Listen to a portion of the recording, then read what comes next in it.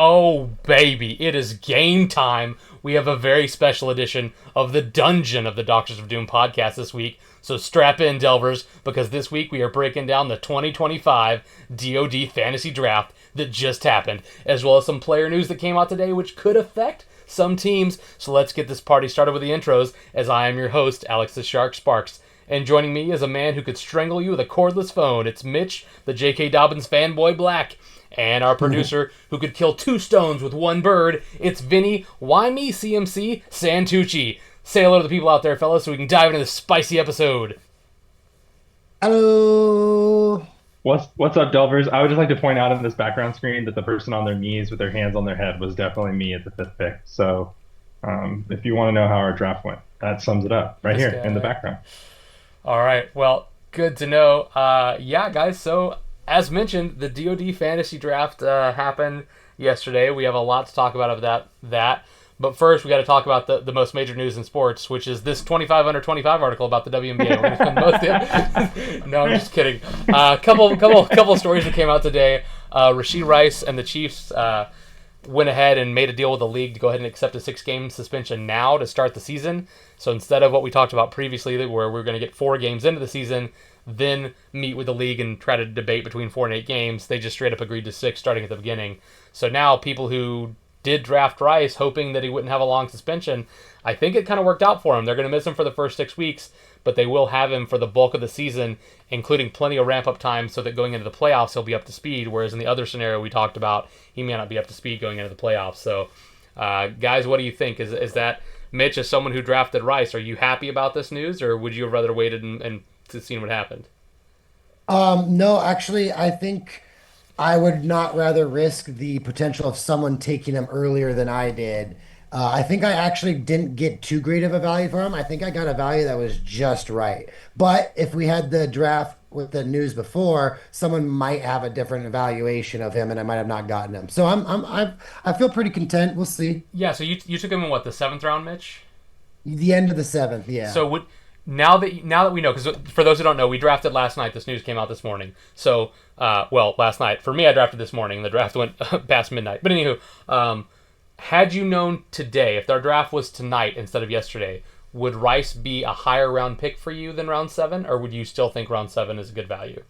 No, I think round seven's exactly the value, but I'd be afraid that someone maybe at the end of round 6 or early round 7 would be like, "Oh, I'm not going to get him on the way back," and be willing to go him more. Like Nolan, Austin, Cameron, Adam, anyone at the top or whatever. Maybe not Adam, but Vinny, anyone like that that might have been like, "Well, he's not going to make it back." But like, if you can pull it up on the screen, go to the draft results real quick. I would like to ask both of you basically the question. He goes in the end of the round 7, what's it called? As the number 57 wide receiver, okay? After him goes Emeka Ibuka, and after him that goes Ricky Pearsall. And then after that it's like Stephon Diggs, Michael Pittman, and Travis Hunter.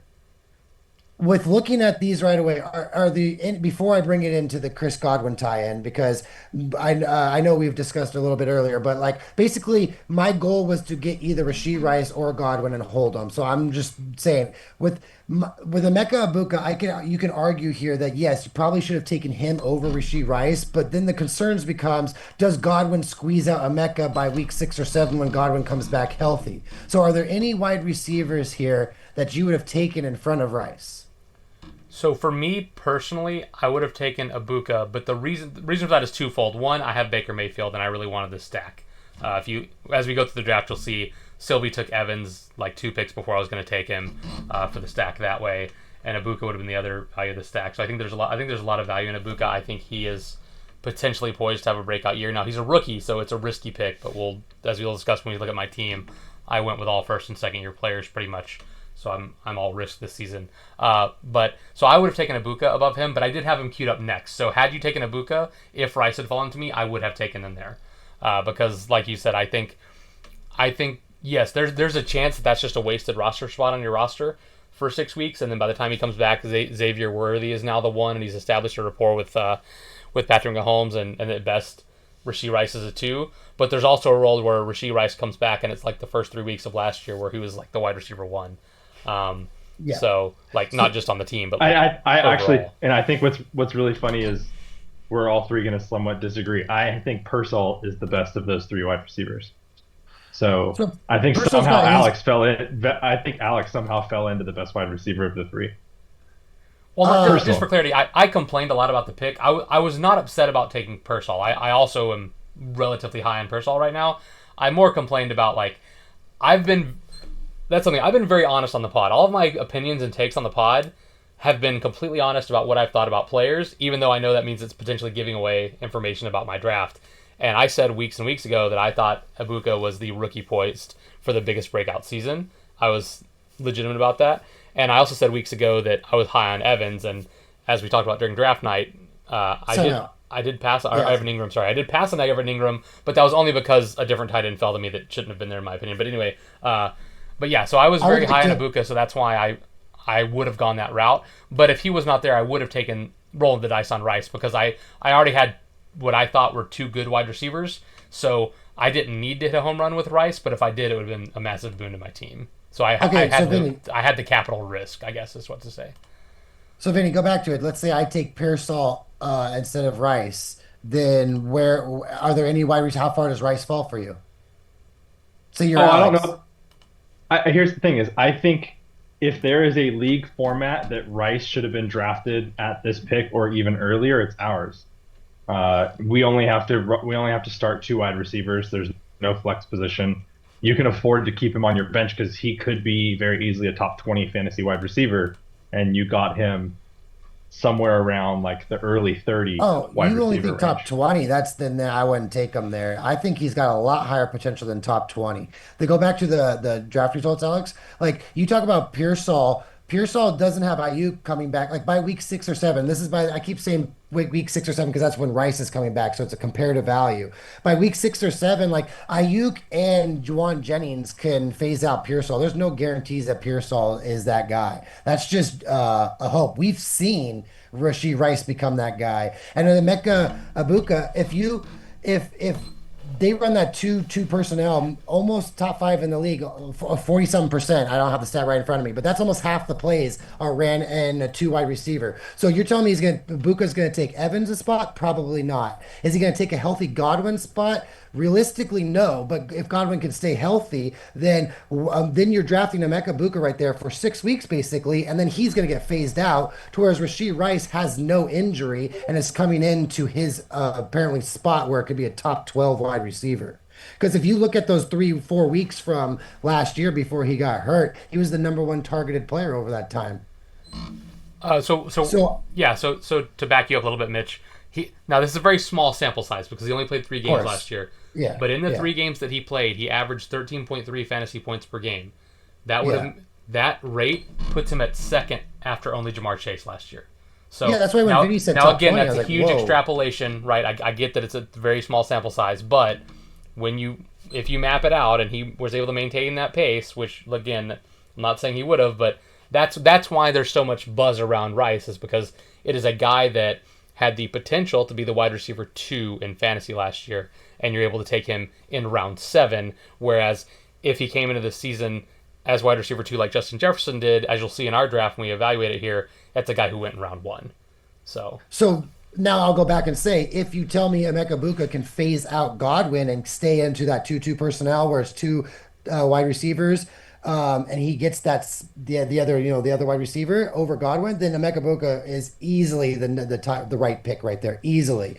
But I mean, there's no guarantee that he's going to beat out Evans or Godwin. So then Pearsall is such a oh, I just want the wide receiver in Shanahan's offense. We don't know who that's going to be. It could be. Do you know how good Juwan Jennings was last year when Debo and Ayuk were out? It went to Jennings, not Pearsall. So Pearsall could well, be the second wide receiver on that team. And if you keep going down, Michael Pittman, I think I would rather have 8 weeks of Rashee Rice than 14 weeks of Michael Pittman any season. And then you keep going down, Stephon Diggs. well, I don't think we Would need to you? like. I mean, I think we've Yeah. covered the only three that were actually relevant in the conversation. So But then that just goes back to my point is let's go upwards now, real quick. Would you take Rashee Rice now over any of the wide receivers that went in front of him?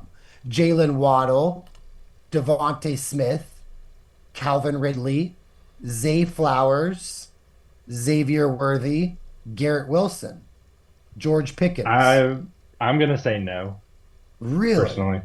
So if Rashee Rice wasn't having a suspension, where would Rashee Rice go ideally? Without a suspension, I have him in that range that's right there. On CBS rankings, you've got McLaurin at 16, Marvin Harrison at 19, Jackson Smith and Jigba at 20. Like I'm taking in Jigba over. I don't know. I think I've got him somewhere in that like 15 to 20 range, personally.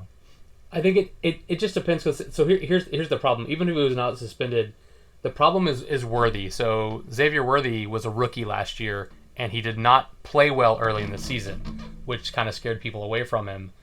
But if you look at how he played down the stretch, so if we look at the game log here for Worthy, so down the stretch, you've got some big games all chained together here towards the end. 13 points, 13 points, 14 points. He didn't play this game, so I'm not going to count that.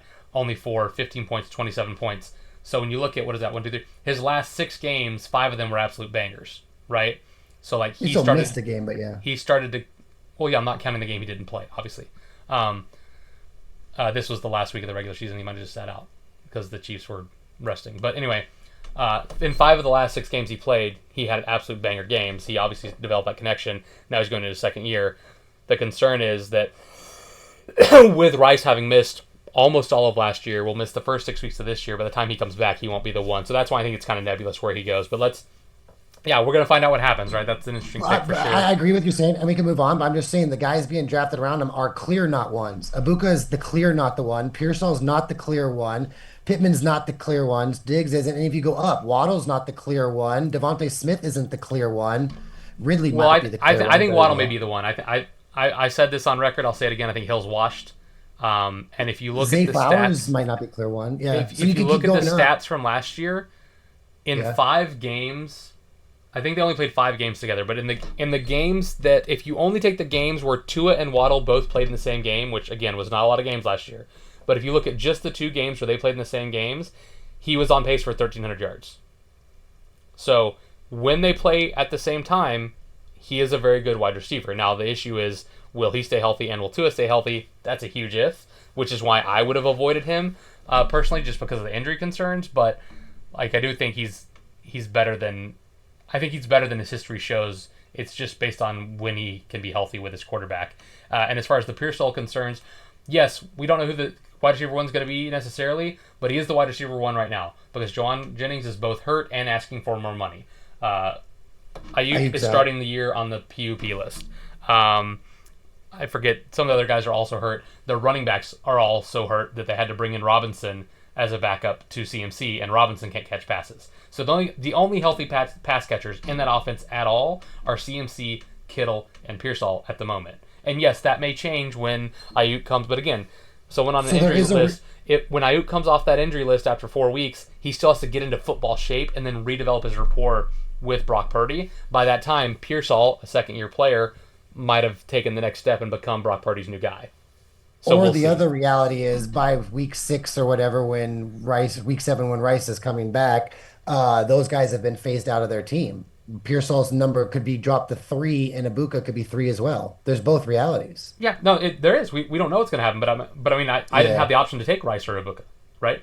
That's true too. Well, I haven't said this on the podcast. You and I said this talked about this earlier. I had Ibuka above Rice above Pearsall is how I had them rated. So It's not like I would not have, like, if I had options of all 3, I wouldn't have ended up with Pearsall, but I definitely think Pearsall's better than a lot of the guys below. But anyway, let's get into the draft. The last question is, it feels like there's a lot to talk about one player. Okay, so go ahead. Yeah, I got you. Just real question, quick. If Godwin was already Rice's suspension came out today, so that's why we're talking about it. But let's say Godwin was declared fit for like week 2 or 3. How far does Ibuka drop in the? Let's say they're like, oh yeah, no, he's good. We're gonna take him out of week 1 as precautionary reasons, but Godwin will be back week 2 or 3. Like, then where does Ibuka go then?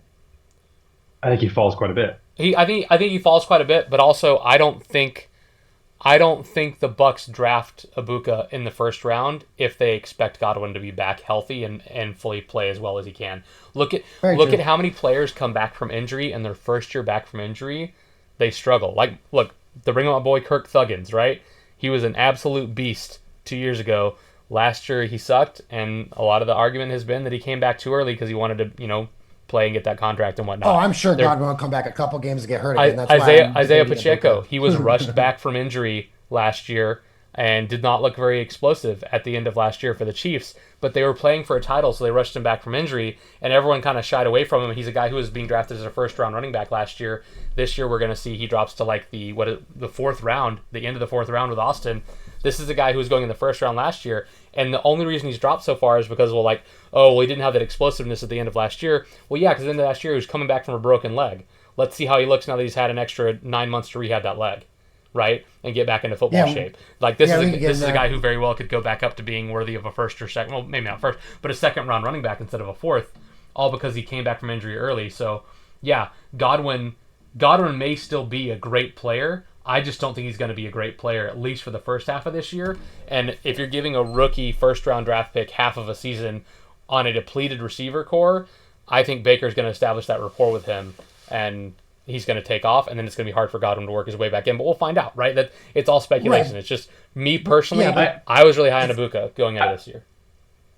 I also think that we need to take into consideration, and it's there's certain platforms that I use that I trust from a ranking perspective, and the number one correlation to fantasy success routinely is draft capital. So when you're trying to defend a guy like Ibuka, you're like, they drafted him as the number one wide receiver in this class. When you're trying to defend a guy like Ricky Pearsall, you're talking about a team that had Ayuk and Deebo Samuel and still took Pearsall in the first round. So, you have to trust that NFL teams are good talent evaluators, especially at a position like wide receiver that doesn't bust as regularly as other positions. So, if you look at the top 30 wide receivers in a fantasy standpoint, I guarantee 75% of them were either first or second round draft picks. Yeah. Anyway, let's move on because we are going to go down the rabbit hole and we really want to evaluate the draft. So I got one last thing for you, evaluate the draft. I thought you guys might find this funny. The AFC North has 3 Super Bowl champion QBs plus Lamar Jackson and Joe Burrow. Kind of funny to me. 2 of them are on the Browns. Although one of them has left. One of them's now a Raider. So now the Raiders have a Super Bowl champion QB. This is a false statement. Well, false. That trade happened after I saved this image. So, but it is still. I mean, even without Kenny Pickett, it's still funny that the Steelers and the Browns have the Super Bowl winning QBs on their team and not Lamar Jackson and Joe Burrow, who are arguably the 2 best quarterbacks in football right now. So, then you have Shedeur Sanders has his jersey retired in Colorado. So, maybe that counts for something. When you're that good, you're that good. You know what I'm saying? You're that good. Superstar. All right. Look at let's get into the draft breakdown. West so, guys, do we want to go look at the actual draft or talk about teams? I guess we'll go through the actual draft first. Makes most sense, right? Sure. Yeah, I think let's go ahead and look at the actual draft. We can choose a round to kind of cut off and just say surprising picks or steals. So round by round, I more so want this to be, if there's anything that stands out to you in a round as what you think was a great value or a terrible pick, I want to hear about it, right? We don't need to see Saquon Barkley went number 1, Bijan number 2. We don't need to talk about that. We know these are good picks, right? But if there's something that jumps out at you as whoa, that's a reach, or whoa, that's such a value to get that there, I want to hear about it. So does anyone have anything in round 1 that jumped out to them? I know I did, that I talked about yesterday during the draft, but I didn't want to say anything because the person was on Zoom with us, and I wanted to save it for the content. So before I say mine, do you guys have any picks that stand out to you? Yeah, I'll just say the obvious. I hate drafting in the first round of DoD. Pisses me off every single year. Mitch and I had a 30-minute phone conversation hours before the draft. And I ended up telling him towards the end, I was like, you know what? I actually don't care to tell you what my thoughts are because both of us are pretty set in who we want and how we think it's going to go. And it never goes how you think it's going to go. I'm very proud of our league that the top 4 running backs on the ranking system went. Obviously, we can intermix who you might think is in your top 5. But this is a very solid top 4, and everybody else has bigger question marks, in my opinion, than these top 4. So these are the safe top 4 picks. It left everybody between 5 and 9 trying to figure out who they wanted that was going to kind of break the mold of how things are ranked. You had to get creative in the end of the first round, in my opinion, because the top 4 just went. That was the thing that stood out the most to me. I did not think that Henry was going to go 3rd. I honestly thought that I was going to be left with Henry or Gibbs, and it didn't happen, and that's okay. Mitch, what about you? Anything stand out to you? And it's okay if nothing did, but anything stand out to you in this round before I give mine? No, nothing really stood out for me except for I was deciding between Jonathan Taylor and Kyron Williams, and Williams went right after, so that's good to know. But for me, everyone went. The best pick of the first round might still be Barkley, one overall. But for me, there's three running backs that have the most upside out of everyone. Like obviously, we all have like really good picks in this round, and stay injury free or whatever. They could all finish well. But the ones that probably have the most upsides are HN, Gibbs, and McCaffrey. So like. Those three could be league winners in that round because HN could be as high as like the number 2 or 3 overall back behind Henry if he was healthy. And then whatever happens with Montgomery for Gibbs, Gibbs has probably the most upside out of any of those running backs, but also the most downside because of Montgomery's presence. So I just think Adams, Sylvie, and Vinny are starting out either in the most hole or the biggest plus. That's all I would say about the first round. All right, yeah. Right now, it feels like a hole. In case you want insider information, I mean, it if feels you like a make, hole. So I mean, I'll- having Christian McCaffrey shouldn't be a hole, Vinny. But I'm just saying, out of all those players, like Justin Jefferson is so set for 15 points per week, whereas like what I mean, Gibbs could be 12 points per week or 18. So So I'll give mine then. So I said that I thought one of these picks was pretty wild. I thought it was a big reach, which was great for me because I was actually really high on Josh Jacobs from the start. Josh Jacobs had 244 fantasy points last year. He was RB5. That was significantly higher than the RB6, and quite frankly, he's got no competition, so he should be able to repeat that. The pick that I thought was wild to me was the Justin Jefferson pick. Not only is Justin Jefferson not, in my opinion, the best wide receiver left on the board, CeeDee Lamb was. Jefferson scored 206 fantasy points last year. CeeDee Lamb scored 250 the year before when Dak was healthy the full season. And if you had CeeDee Lamb on your team last year, which I did, the games where Dak played, CeeDee Lamb was a monster. So I feel like taking Jefferson over CeeDee Lamb is pretty wild there. If you're going to go wide receiver, why would you not take the best one? And I get some people might like Jefferson better, but even if he is QB proof, he does have a new quarterback, a second-year player, a guy who was not a good passing quarterback in college. I'm not saying he was bad, but he just wasn't a passing team. He played for Michigan, they ran the ball, and they played defense. And he's got a hamstring injury. For anyone who's ever played fantasy football, the scariest injury for one of your wide receivers to have is hamstring, because there's so many times that they're used as decoys or kept out because they don't have the speed and the ability to cut with that hamstring. So I'm really concerned about Jefferson's situation. Yeah, he's a great player, but I think that's a pretty big reach to take him over CeeDee Lamb or a Josh Jacobs in that position for me personally, which is great for me, but also kind of screwed me over, as we'll find out in round 2. It was great for me because it meant Josh Jacobs fell to me, but it also meant CeeDee Lamb fell to me, and I could not believe my eyes when that happened. I also think Jacobs should have gone before both Taylor and Williams. He outscored them significantly last year, and same thing. You may be high on Taylor because the team dynamic has changed, but Kyron Williams, if anything, is more of a question mark this year than in past seasons. So, yeah, that's kind of weird to me. But anyway, you don't like Taylor? Wait, what'd you say? I just think something. the decision to take Taylor, like, I was just saying personally, I had Jacobs rated above both Taylor and Kyron Williams. Oh no, that's wild. I need But- a chance to rebuttal, but keep going. Well, I mean, he outperformed them both last year, and again, he's No, in the he same didn't. situation. So, but did specifically, I think Williams more so than Taylor. Williams, while I do love Kyron Williams, like as a player, Alex, I'm concerned about how much people are talking about what's going on in LA. Is Stafford hurt? Is he going to play? Are they going to spell Williams more? They drafted another running back. Like, there's a lot of chatter around that, and so that pick kind of scares me. So anyway, the fact that they both fell to me did kind of throw me off, which is how I ended up in this situation where I really wanted CeeDee Lamb, but I was like, man, I drafted him first round last year. I gave those stats last week about how drafting wide receiver in the first round is not conducive to winning championships. So I went with my boy Josh Jacobs, and then of course Sylvie took CeeDee Lamb, and then I ended up taking Malik Neighbors, which we'll talk about later. But yeah, so that was to me the big pick of the first round, which I thought was a little odd, was Jefferson, and then to a lesser extent Kyron Williams. But these two I think were a little bit okay. suspect. That's factually incorrect. Jonathan Taylor averaged more points per game than Jacobs and missed 4 games on the season and was only 30 fantasy points behind. So if you prorate any of those games, Jacobs played every single game last year and had and the attempts, usage, and every yards per carry lower. Jonathan Taylor just missed 4 weeks. People forget about that. Same reason why I went with T. Higgins later is because people, I think if he would have not been hurt, his point total would have been a lot higher. Also, going to Justin Jefferson and the Josh Jacobs thing, Jacobs was 14.2 points per week last year. Justin Jefferson was 13 point, or where is it?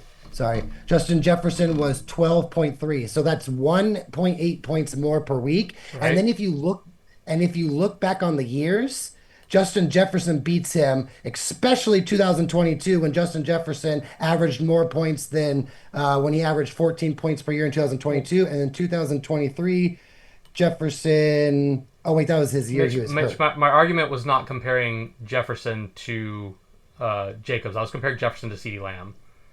I understand that, but I'm saying is if you pass, you're saying he passed on Jacobs, No, and I'm so saying did. I'm saying if you're going to go wide receiver there, he passed on Lamb is what I'm talking about. Oh, sure, but at the same time, you might not trust Lamb as much as you trust Jacobs. I know Lamb And I had the also want to number address one your point year. real fast. How you Sorry. talked about him missing 4 games. I mean, for starters, he only missed 3 games, not 4. But second, No, but he was that injured in the one of them. but He that pulled plays him. into it. Do you know how many? So he's played in 5 seasons in the NFL. Excuse me. How many of those seasons has he completed? Don't look. Just Most of guess. them. Just guess. I mean, he's probably played 14 or more in most of them. He's completed one NFL season. 15 Yeah, but he's games, played 17 14 or games his more. first 2 15, years. yeah. His last 3 seasons, 11 games, 10 games, 14 games. He's going to So miss he's time. He's been injured in 4 of his 5 NFL seasons, and he's missed significant time in 2 of the last 3. So that is why I had Jacobs rated higher than Taylor. I get what you're saying. Taylor is a better football player than Josh Jacobs. I'm not saying that he's not.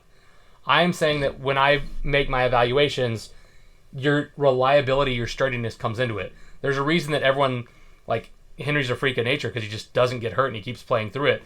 Well, so far in his career, knock on wood, Josh Jacobs has not had to deal with major injuries, whereas Jonathan Taylor has in 4 of his 5 NFL seasons. And that's a concern to me. Yeah, Jacobs was like the only person on that team who wasn't hurt last year. I feel like a healthier team with Love being healthier as well. Whereas Taylor and Kyron, I get what you're saying. That's why I went Taylor over Kyron because of the Stafford scareness, and I'm fine with that. But Love being healthy, I don't think helps Jacobs. So I mean, I don't think it hurts him though, because how many years were we talking about free Aaron Jones? Was you had Aaron Jones and AJ Dillon, right? Was his name? I forget the other guy's name. But you had 2 guys splitting carries in a committee, and they were both fantasy viable. Well, Josh Jacobs isn't in a committee; he gets them all. So you take 2 fantasy viable running backs and combine them into one. Anyway, but we don't need to argue like we're arguing about our 2 teams because we were passionate about our 2 teams. But I'm just saying, Sure. me personally, I have Jacobs. The reason that I had Jacobs higher than Jonathan Taylor is injury concerns. Kyron Williams, I have him higher than Kyron Williams just because I'm concerned about everything going on in LA. You've got injury concerns with Stafford. You've got them drafting another running back. You've got them talking about trying to spell Kyron Williams more. Like, yeah, that may not happen, but like that scares me. But yeah, the biggest I know pick what to me, I'm, the biggest point I was trying to make was, I personally think CeeDee Lamb, and I think Vinny will back me up here. I think CeeDee Lamb was potentially the finished wide receiver 1. So taking Justin Jefferson over him, given that Jefferson is now in a situation where he's got a second-year QB that's never started an NFL game and a hamstring injury, that concerns me. I don't think Vinny has Josh Jacobs as a first round talent, and not even probably has a halfway through second. So I'm So just yeah, but in Alex's defense of what That's not I the argument was I'm making. curious is You're spending a lot of time you're arguing talking about my about Taylor pick. and The argument Kyron. let me just go back to the Jacobs original was argument. passed. The original argument Jacobs is was passed on by I think Justin Jefferson was a reach at this pick versus CeeDee Lamb. That's the argument that I'm Okay. making. Well, then and I'll I'm also making an say argument this. that This is Josh why Jacobs is a reach when compared to Genty, Taylor, Williams, and being used in the first Well, round. Genty, Taylor, and Williams weren't available to me, so which running back should I have taken? That's what I'm saying. You said you would have taken Jacobs ahead of those. Yeah, but technically, if you look, Chris and I took the number 9 running back and number 10 running back, where Alex took the number 5, according to CBS. No, but what I will say is this is one of the reasons, like, to kind of quell that argument a little bit, is why I still, we talk about this regularly, and this is definitely not for the masses, but DoD every year is the hardest league for me to draft in because we do things that are super smart for our league, and it's incredible how well our league has adjusted in players over the 21 years we've been doing this.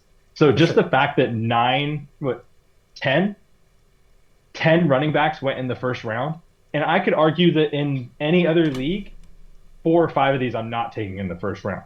But in DoD, we did it. We committed. They committed to the plan. 10 running backs are gone.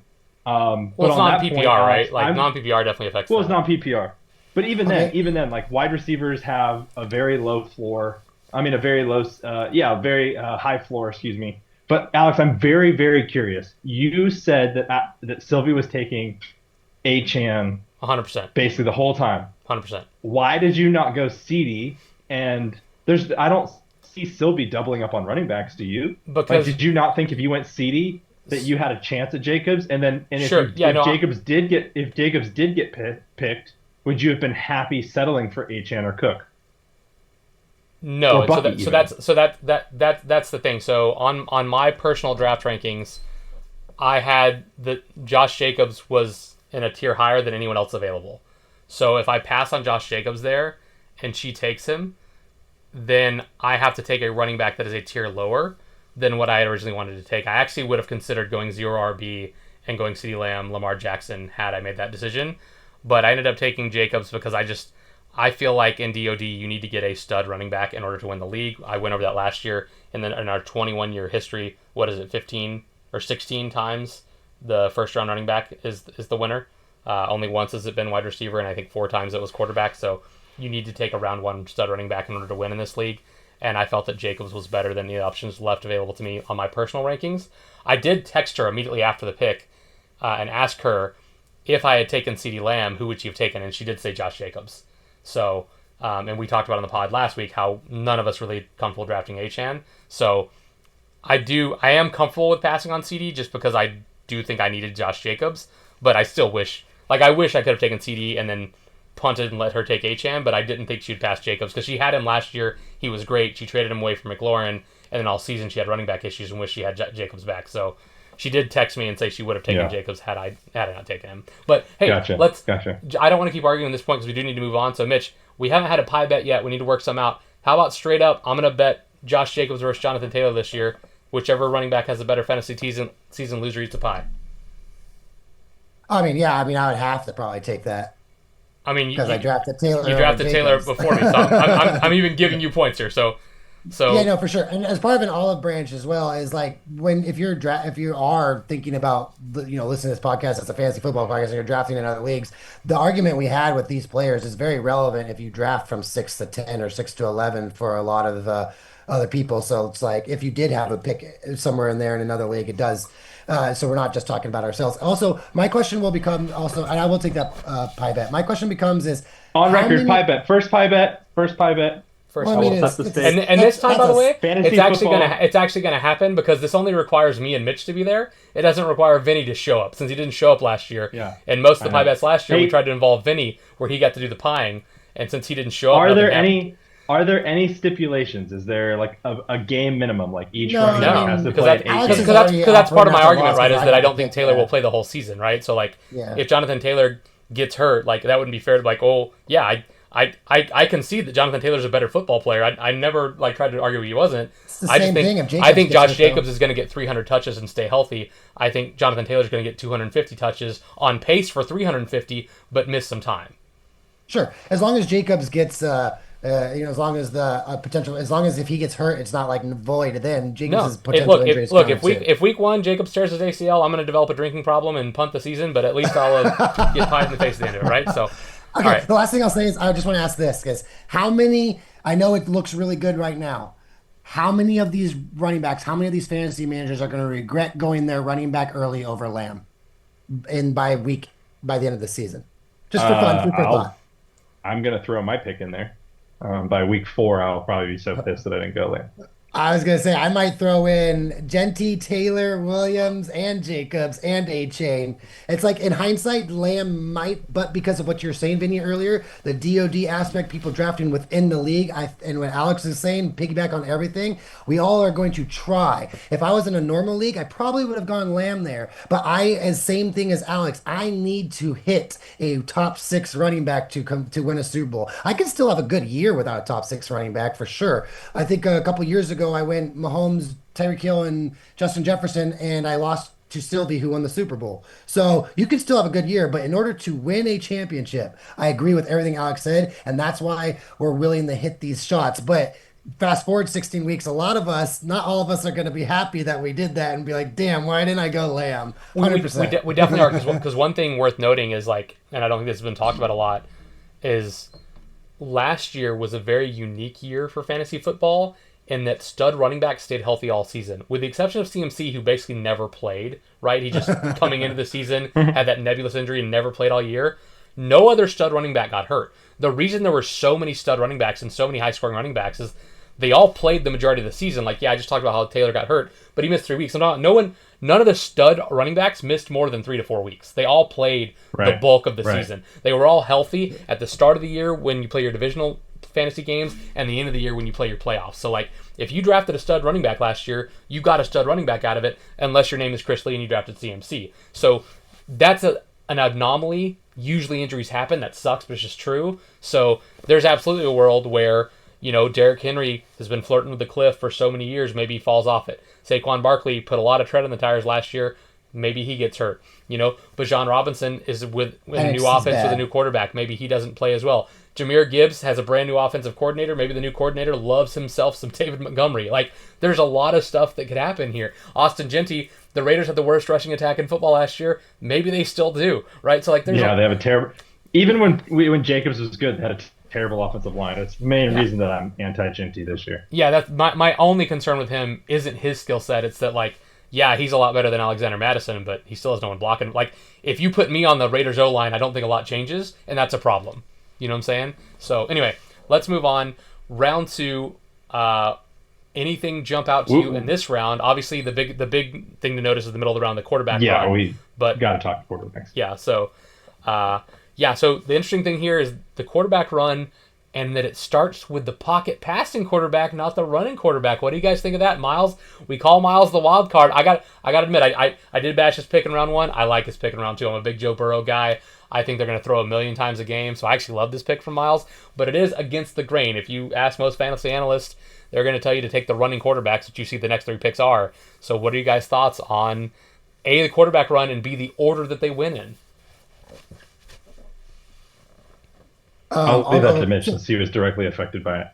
Oh, yeah, sure. No, I think Joe Burrow is great. I had him 1. So I think I can't argue with that. I think their defense is going to be so bad that when you're scheming weeks going into each game, oh, guess what? Josh Allen and Lamar are going to have some. Oh, we're playing the Patriots, Dolphins, and who am I forgetting? The Jets. Like, going into that week, maybe we just run the ball and play some good defense. That's going to be game planned. Whereas there's no week during the year the Bengals are going to go into a game plan and be like, let's play some defense and run the ball.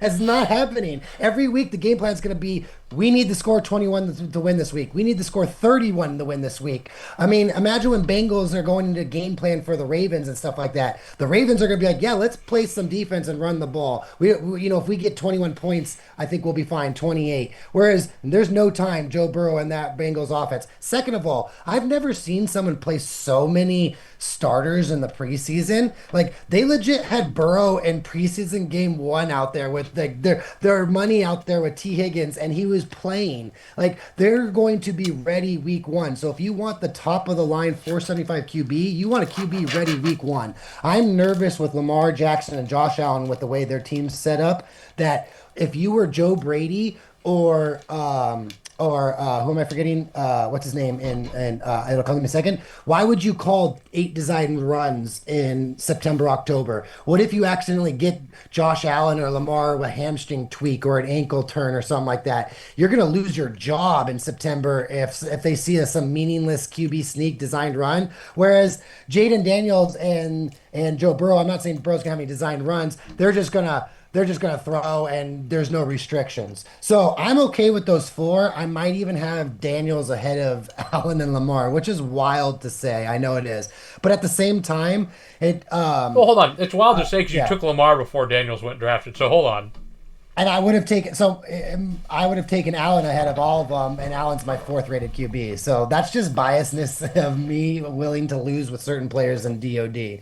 Like Well, so, the thing about Allen though, I will just to jump in there is yeah, Josh Allen's not going to finish QB1, but he'll finish top 3 every single year. That he's like the safe pick, right? Like Lamar Jackson was sure. QB1 last year. He outscored Allen by like 50 points.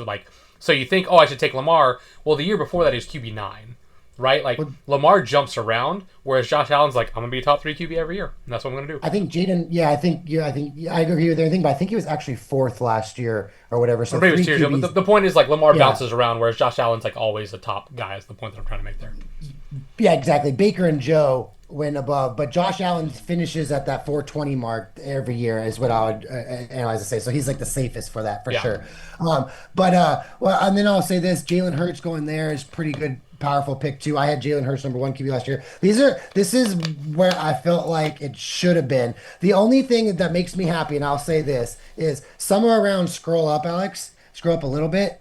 Somewhere around right there when Justin Jefferson went and no QB had gone, I started to panic IRL because now I need how many QBs to go because look who goes after me. If Luis does not go Josh Allen, look who gets put in my division. Josh Allen, not Jaden Daniels. And on top of that, if Chris would go Josh Allen and get put him in my division, Matt would fall back to Jaden Daniels. He's gone Anthony Richardson, a running QB in round 3. I guarantee he was going to go Jaden Daniels round 2. I will text him right now even to confirm it. But the whole point is right around pick 10 or 11, I started panicking. I need 3 QBs to go before Chris's pick. This isn't going to happen. Well, Miles clicked the board with Burrow. Wow, okay, that saved me. Luis went Allen. Oh, I'm saved. I'm saved now because if Luis doesn't go Allen and goes James Cook, that now I have to decide between Allen and Lamar. Guess what? I'm going Allen because I'm biased. Lamar might be better. So now that leaves Lamar in my division or with Matt Black. Yeah. So I'm not joking around. Around right when Justin Jefferson got picked and there was no other QB on, I started having IRL heavy breathing where you do that breathing technique that you go. Right, I started doing that real hard. I was like, this is not happening. I'm going to have Lamar and in my division and Allen to Matt. This is not happening. The other I Yeah. think notable things in this round is Amon-Ra St. Brown falling to the end of this is the guy who was wide receiver 3 last year. He is going in the last pick of the round. I mean that's a result of the QB run, I guess, but like because all these QBs got taken, top wide receiver made it all the way to the end of the round, and also because of my weird Malik Neighbors pick, which I still can't decide if I like it or hate it. I honestly can't decide. Just for the sake of the pod, because I discussed with the guys yesterday, I did not have Malik Neighbors as my best weighted receiver on the board. In fact, I had both Amon-Ra St. Brown and Nico Collins ranked above him on my personal rankings. But when I got to here, and after CeeDee Lamb went, I was kind of looking maybe I should go more upside instead of like the steady Eddie, and I ended up pulling the trigger on Malik. And now I don't know if I regret it or not. Like on one hand, it's like I love guys who get the ball. I've talked about that a lot. And this is a guy that had 170 targets last year. That's an insane amount of ball being thrown his way. But on the other hand, like I know Amon-Ra is going to score points. I know Nico Collins, if he can stay healthy, is going to score points. Maybe I should have done one of those. So I don't know if I made the right pick or not, but all of the fantasy analysts have Malik Neighbors as the guy. Like if you look at ESPN, Yahoo, even CBS, who has weird ass rankings, they all have Malik Neighbors above everyone else except for Jamar and Jefferson, who already went. So it's not like I took a guy who's rated poorly. He's rated number 3 on pretty much every website. But just my personal rankings, I had him 5, and I ended up taking him 3. So we'll see how that works out. But yeah, anyway, the main point of this is like I think Amon-Ra falling to my dad was a gift. Being able to pick up a guy who was wide receiver 3 last year as the last pick of the second round, I think is pretty huge. Yeah, This yeah, one's tough. I think it's pretty crazy that he fell that far. I think for the purposes of our league, I think Amon-Ra was actually still a reach there given who was on the board.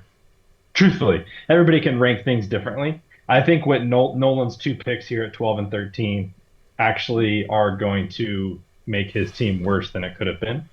Well, I agree with you about 13, but we'll talk about the next round. I don't agree with you about 12, but I guess once we talk about the next I round, just don't think in a non-PPR league, Amon-Ra had a lot of touchdowns. They force-fed him the ball. I think it was just and they force-fed him the ball late, literally to get stats. Like if you watch the Lions play, they'd be up by 20, and they'd get on 2-yard line, and they'd throw like a little out route to Amon-Ra, and he'd score a touchdown. They take him out of the game. So it was quite interesting. They may continue to do that. I think there's a touchdown regression coming. Like when you're looking at upside though, like Nico Collins, Puka, Brian Thomas, all still on the board. I don't know. I think if he doubled up at wide receiver there and took any other two players, like you're looking at probably the best team in the league. But I think the biggest thing that stands out, in no world did I think that Matt and I would have a selection between James Cook and Chase Brown. And the fact that no wide receivers went and no quarterbacks went. I mean, Mitch and I talked about it. We've talked about this in the past. Like, I didn't expect it. I really didn't. That run on quarterbacks and the lack of wide receivers taken really, really shifted the draft, because if you don't take a running back here, and you'll see how it kind of affects like you guys later, it dropped off heavy after these two running backs, maybe Bucky Irving, depending on how you feel. It drops off steep after Bucky Irving. I think Bucky Irving may be one of the best picks of this round. I am very high on Bucky Irving. This is a guy who finishes like RB, 12 or something last year, but that's when he wasn't the starter all year. This year he will be the starter all year. I'm very high on Bucky Irving, so like that's my only concern about me passing on CD to take Josh Jacobs is I could have taken CD and Bucky Irving. That's who I would have taken, by the way. Had I taken CD Lamb and so he took Josh Jacobs, I would have taken Bucky Irving.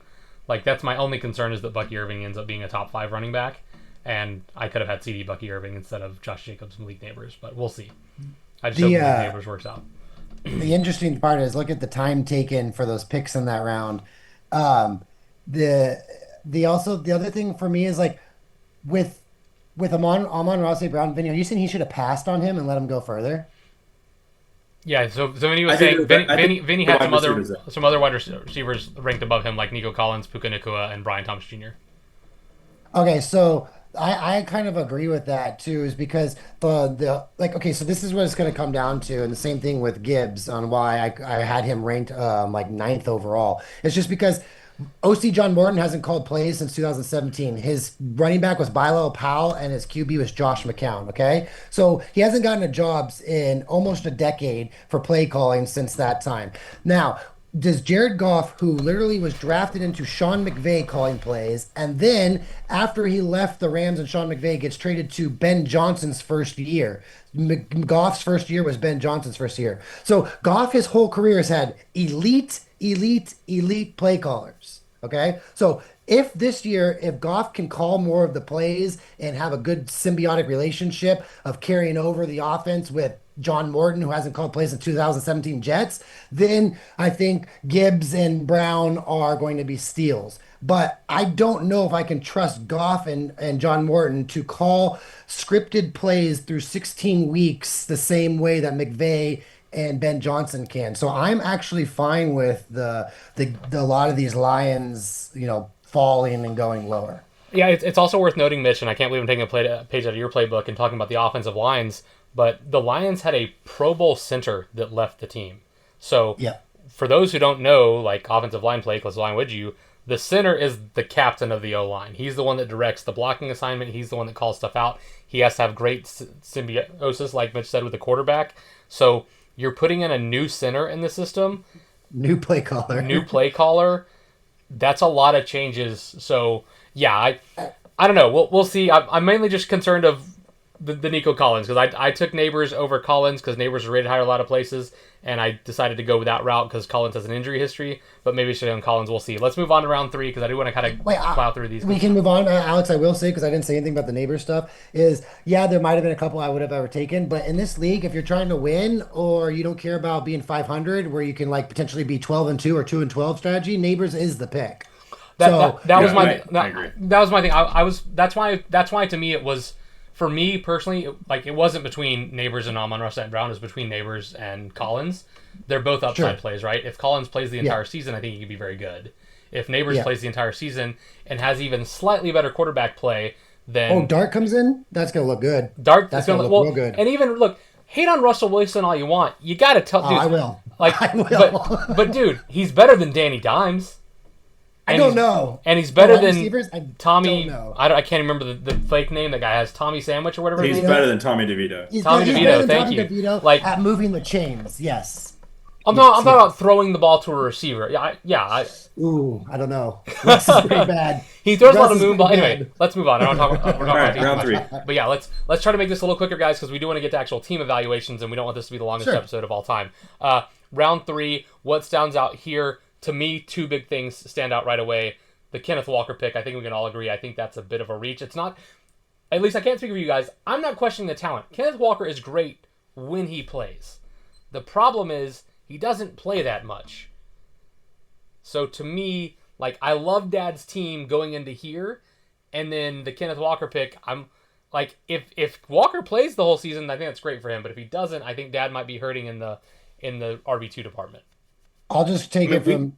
Yeah, sorry, Vinny. I'll just say because it's the same thing as the other one. This is another 2 and 12, 12 and 2 type player. With the new offense coordinator, the Kubiak brother, the other one, not it's not Gary, but Clint or whatever. Clint.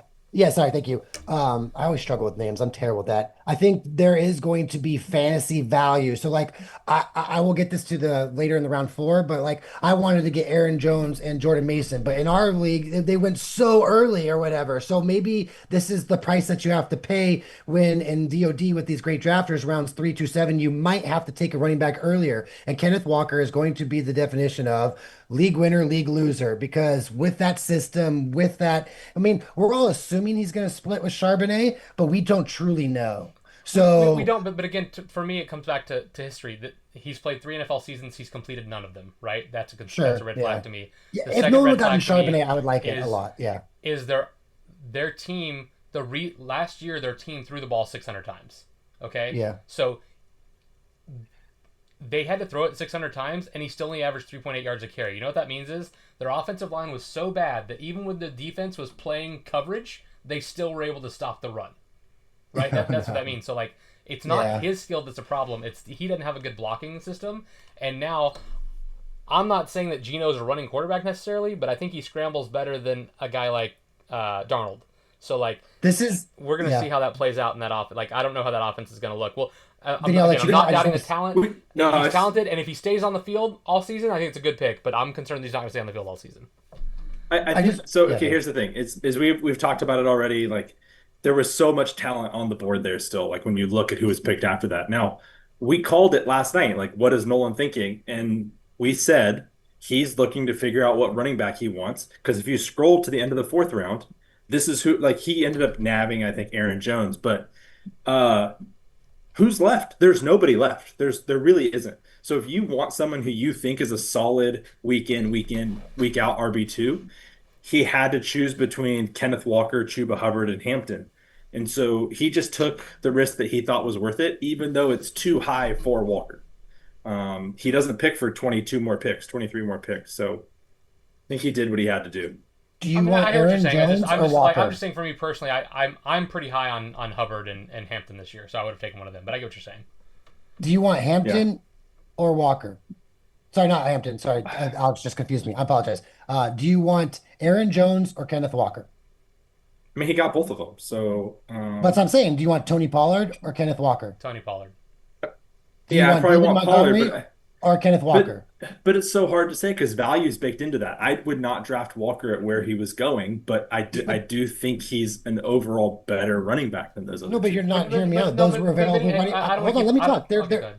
Go ahead. Those are available running backs after that he could have gotten. You go Nico Collins there or someone else, not Kenneth Walker. Vinny's talking about a serviceable number 2 at that spot. I'm telling you, for his next pick, he took Sutton and Jones. He could have gone Jones, fine. But he could also had Pollard. He could also had Montgomery. He could also had who else was after that? Tyrone Tracy could have had a lot of these guys. Jordan Mason. No, so what I'm saying is, you're saying that. I get it, but there's 23 other stabs that people had to take between him and his next pick.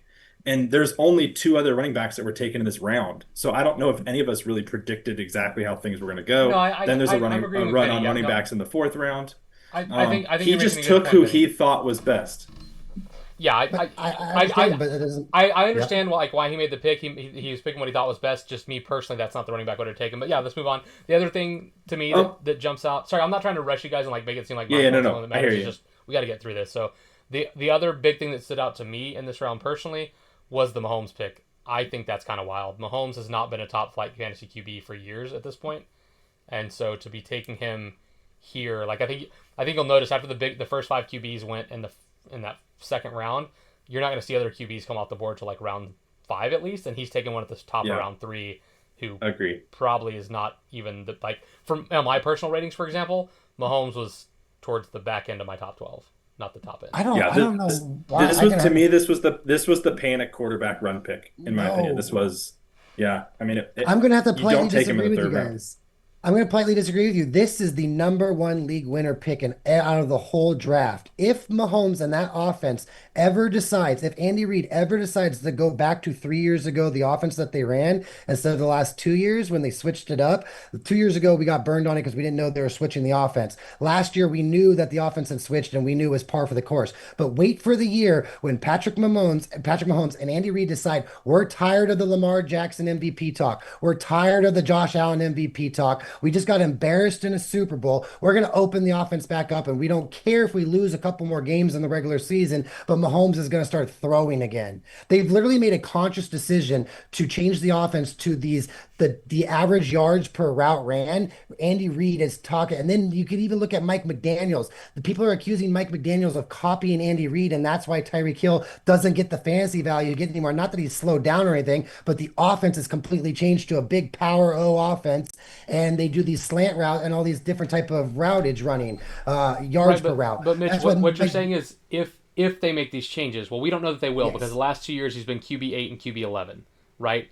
Over the yes. last two seasons, they've also made the Super Bowl in the last two seasons. So even though yes they lost the Super Bowl last year, a team that's made the Super Bowl in multiple consecutive years is not necessarily looking to make a big change to the way they run their You're offense. right. You're Also, right. their But personnel has not changed a lot. They have Travis Kelsey still, but he's only gotten older. Rasheed but Rice is going to miss a large majority of the time, like he did last year. So yeah, sure, maybe they'll change the offense, but like but they also did invest. maybe Sam Darnold really is as good as he was in Minnesota and had nothing to do with the coordinator, and he's going to light it up in Seattle. We don't think that's going to happen. The same way I don't think that's going to happen. And even if you did think that Mahomes is going to get opened back up like he was 3-4 years ago, you don't have Yeah. to pick him at the top of round three because that's not where he's being drafted in leagues because that's not the level of player he is now as far as fantasy He points. was being drafted in round four, so Cameron was probably thinking he didn't want to wait another till turn come back to him with the way the QBs are flying. Also, in the last 2 years, they've invested a first round draft pick that they traded up to go ahead of the Bills. So the Bills got stuck with Coleman and they got Worthy. And the year before, they were picked number 32 or whatever, which is basically the second pick of the second round, or whatever. Sorry, pick number 30, which is like the last pick of the first round the begin. That's Rasheed Rice. So they've invested first and second round picks into that wide receiver game. At some point, that Chris Jones and that defense is going to start aging out, and they're going to ask Mahomes to open back up. I'm not sure if it's this year. You're right, Alex. I'm not sure if it's this year, but it's worth the risk, in my opinion. But I just don't think it's Before worth we the move risk to on, because reach there because we're talking about talent available on the board. Like, for example, you always want to be at the start of a run, not at the end of the run, right? This is a guy drafting Sure. a quarterback at the end of the run. We had five quarterbacks go off the board, then he takes one, and then the run is over. Whereas he could have taken the tight end one, for example, if you want to take that one spot. George Kittle was the tight end one last year. He's projected to be tight end one this year, fantasy wise. Not, I realize Brock Bowers had a better season, but fantasy wise. So if he wanted to do that, or like we talked about the value on the board, Puka Nakua, this is a guy that if he and Stafford both stay healthy, could finish as a top three wide receiver. Like there's just a lot of value left in play to be taking the sixth QB taken, who is a guy who finished QB 11 last year, based purely on the hope that they will change their offense. So to me, that was a big standout pick of this round was the Mahomes pick. Any other picks in this round that stand out, or can we move on? So I just want to make like a theme. If there was ever a year to draft in the top three or four, this was it. Um, the value that was available to them at the end of the second round and then the beginning of the third round, arguably they had access to top three, four, five wide receivers You'll in notice that both the both Austin second and and Breakaway third took round. 3 seconds on their pick because like you don't need to think about these picks. You just windmill slam them. You know what I mean? Yeah, and then Chris takes 6 seconds on Brian Thomas. Yeah. Like, But Chris, three Chris seconds on also, Bowers, 11 seconds on Amon-Ra. Like, if there was ever a year to get Saquon Bijan, Henry, and then flip the turn to your choice of top five wide receivers. That is insane. Vinny, This like Vinny, it's crazy to me. you just said pick in the top half. Chris picks in the middle of the draft. I'm so confused. I would No, rather pick but at the I'm just bottom. saying I'm saying Brian Thomas was still there. Like, but because people I don't think Amon-Ra, Walker, and Mahomes should have gone. I don't. So I'm just saying like those were the guys that were available. Like that's how much of value was still left at the beginning of round three for those people that got the tier 111 running I'm back. going to bookmark this because I think the best value is picking at the turn where it went Neighbors, Burrow, Allen, Lamar, Daniels, because one of those people is winning the Super Bowl with those QBs. So we'll bookmark that. We'll come back to that. We can move on. All right, moving on. Round four. Anything jump out here? Is this all kind of straightforward for anybody? I guess to me, there's a couple that I'll hit real fast, unless you guys have one you want to talk about. No, to me, it's just the amount of bad players that were drafted in the fourth round. Okay, so for me, my big scare is Lad McConkey. He was fantastic last year, but you know who else is on this team now? Keenan Allen. And if Keenan Allen is not washed, he runs a lot of the same routes that Lad runs, and that scares me. So I love Keenan Allen, but I hope he's washed so that Lad doesn't have any time taken away from him. I Go ahead. Lad is the one person in this league that I in this round that I think is deserving of that round. That's it. Well, I hope so too, but I, I'm worried about. Well, no, I mean, I think the James Conner pick is a good pick. Like we're really running thin on running backs, and if you need a running back, that's a good pick. But there's a lot This of good looks picks like here. I think there's a lot of good picks actually. this, Henderson, Kamara. Anyway, the things that stand out there is. Oh, go ahead, Mitch. Sorry. yeah, no, good. For round four, it seems like everyone went and got their running back that they wanted despite the Yeah, ADP. yeah. That's what I was going to talk about. You, Mitch. So you're really high on Harvey, I take it, because you took Harvey here Oh above yeah, I guys like mean, Kamara and Swift, who are the starters on their team, and Pacheco, for example, like three guys who are like the starters for their team. You took a guy who, is a rookie that probably going to be split in time. yeah, the amount of split that Ben Johnson runs, and also I was very afraid of having Taylor Swift as my two running backs. That would have been crazy. So, Congratulations, no, Taylor. I know you're a podcast fan. You and Travis got engaged yesterday. So happy for you both. the algorithm. the thing for me is like, one of these running backs is going to be a league winner, right? Yeah, Got no, to be right. yeah, like if, Pacheco, if I had to pick one Swift, here, Harvey, Henderson. I'm worried about Miles here. That's such a good pick to me. I think Travion Henderson can be a breakout player this year. Yeah. Think about I agree. think about So what was it, a couple years ago yeah. when Ramondre Stevenson kind of broke on the scene, and like he only got the starting job for a few weeks and he was just fantastic. Like, and now he's basically lost his job because he can't hold on to the football or pass No, hear block. me out. Travion Henderson Yeah. can do both. Like, I think Henderson right there is a fantastic pick by Miles. So I'm very biased towards play callers, as you know, and also the Broncos offensive line. So let's just put those two things aside because I'm a broken record with Sean Payton and that O line. But look, it's just very fitting. Look at the running back drafted after RG Harvey. How was Kamara the top fantasy running back or a top six pick for 5 years with Sean Payton, who he drafted? So like now RJ Harvey is the highest drafted running back under Sean Payton's career. Yeah, I'm gonna have to take a chance on this one.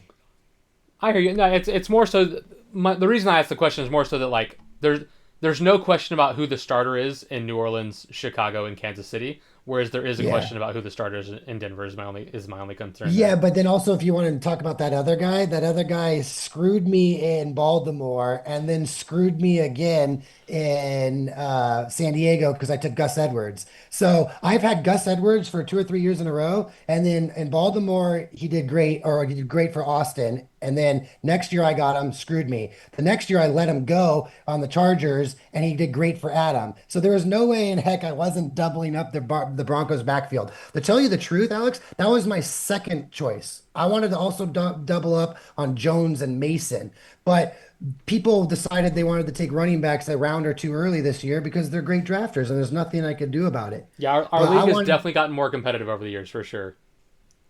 Oh, just like the type of and just the style of drafting. Like I've preached since I won a Super Bowl with Ronald Jones and LeGarrette Blunt as the running backs for in Tampa Bay for Tom Brady. I preach all the time. Just get the backfield. Like and Austin, listen. Austin obviously can't get Barkley, but like a lot of times you just want the whatever the backfield is. So like if you get Gibbs, you need Montgomery. If you get Jones, you need Mason. Last year I did it with If you get CMC, you need Zach. Robinson. Am I right, Vinny?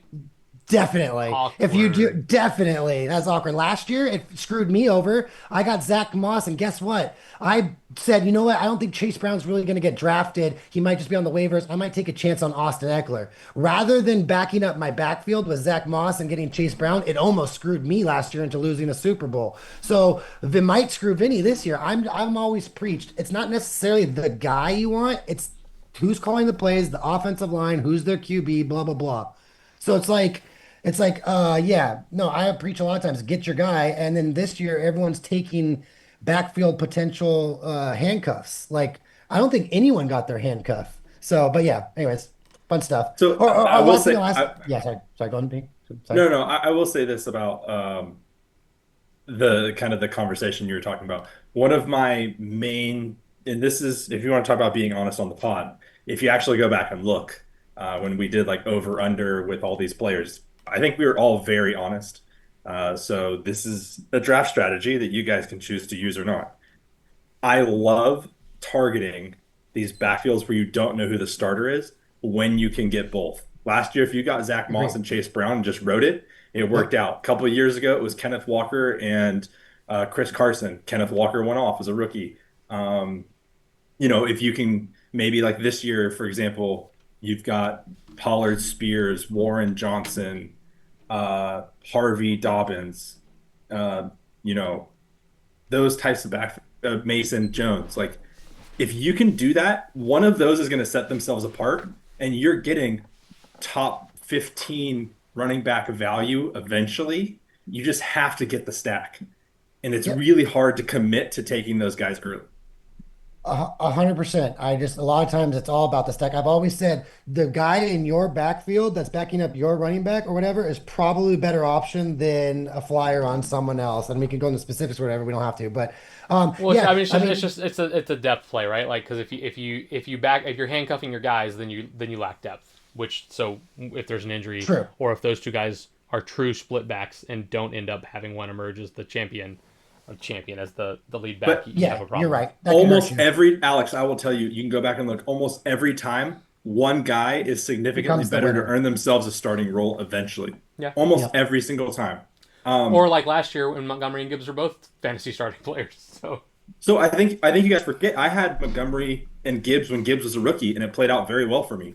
Um, so it's one of I, those things. It's different than Vinny, handcuffing. It's completely different than handcuffing a top guy. It's buying into a backfield. I told Mitch this. I told both of you all season long. The Jaguars running back is going to finish as a top 15, 16, 17 running back. You just need to get the right one. If you stack that entire backfield, congratulations. You're going to do very well. yeah, you yeah, I guessed went right. I went ETN and Bigsby in another league, 100%. I agree with this strategy 100%. They're only dragging each other down because of their own presence and the value of the draft. But if you just get over the fact that you're allocating two picks to one running back spot, then you can get over that. That's perfect. You just got to know you're taking two mid-round running backs for one spot. And once you get over that fear, it works. I Well, it's promise not, you I mean, it works. but it's a legitimate fear, right? Because you're giving up depth and you're giving up roster space. But we got to move on, True. guys. Sorry. Yeah, let's move on. No, it's good. Yeah, Capture. I the like the that. only other thing that jumps out to me in this round is the Tyreek Hill pick. You guys know that me personally, I think he's washed. But if he's not, then this is an absolute steal, right? This is a guy who 3 years ago had a down year, changed teams, nobody wanted him. You could draft him in leagues super late, no one was taking him. 4 years ago, whoever took him got a stud with him, right? They got the stud with Tyreek Hill. 2 years ago, he was the number one wide receiver in fantasy. Then last year comes along and he's awful. So this year, is he going to be the guy from 2 years ago, or is he going to be the guy from last year? Personally, I think he's going to be the guy from last year. I think he's washed. I think he's a guy who's more about speed than skill. And as you get older, your speed and have injuries, your speed starts to fade. But if I'm wrong, then this is an absolute steal. So I love this pick by Cameron, not because I personally like Tyreek Hill, but the chance of this being an absolute home run in value in the fourth round is huge. So, Alex, I just real quick, we can move on. I'll say it real fast. Tyreek Hill's the same thing as the Mahomes situation. McDaniels has apparently just copied the offense, and I don't think they're running those routes anymore. So I don't think it's necessarily that Hill. I'm going to be in the middle ground as you. I don't think it's necessarily that Hill's washed, as opposed to I think Hill realized that that offense they ran last year is going to continue into this year, and he doesn't like that he's going to get no stats, and that's why he requested a trade, even though it doesn't seem to be a problem there. But why is he requesting a trade? Because I think Hill's seeing the writing on the wall that McDaniels has changed this offense. The routes that he's going to be running aren't going to allow him to be the Hill that he was in the previous years. That's all I'll say about that. I also think it's health scares with Tua. I mean, because that True. That's most true. teams that have an injury prone quarterback are smart or wise enough to get a decent backup quarterback, like the Joe Flacco's of the world. But Miami has not. Even though they have a quarterback who is made out of tinfoil Glass. and some balsa wood, they have chosen not to get a backup QB. All right, Yeah. moving on, round 5. This round to me kind of went a lot more standard. Any picks jump out here as mad values or reaches to you guys? Oh, sorry, I was talking, but I was muted. I will say I actually like the talent in round 5 better than round 4. I I do think too.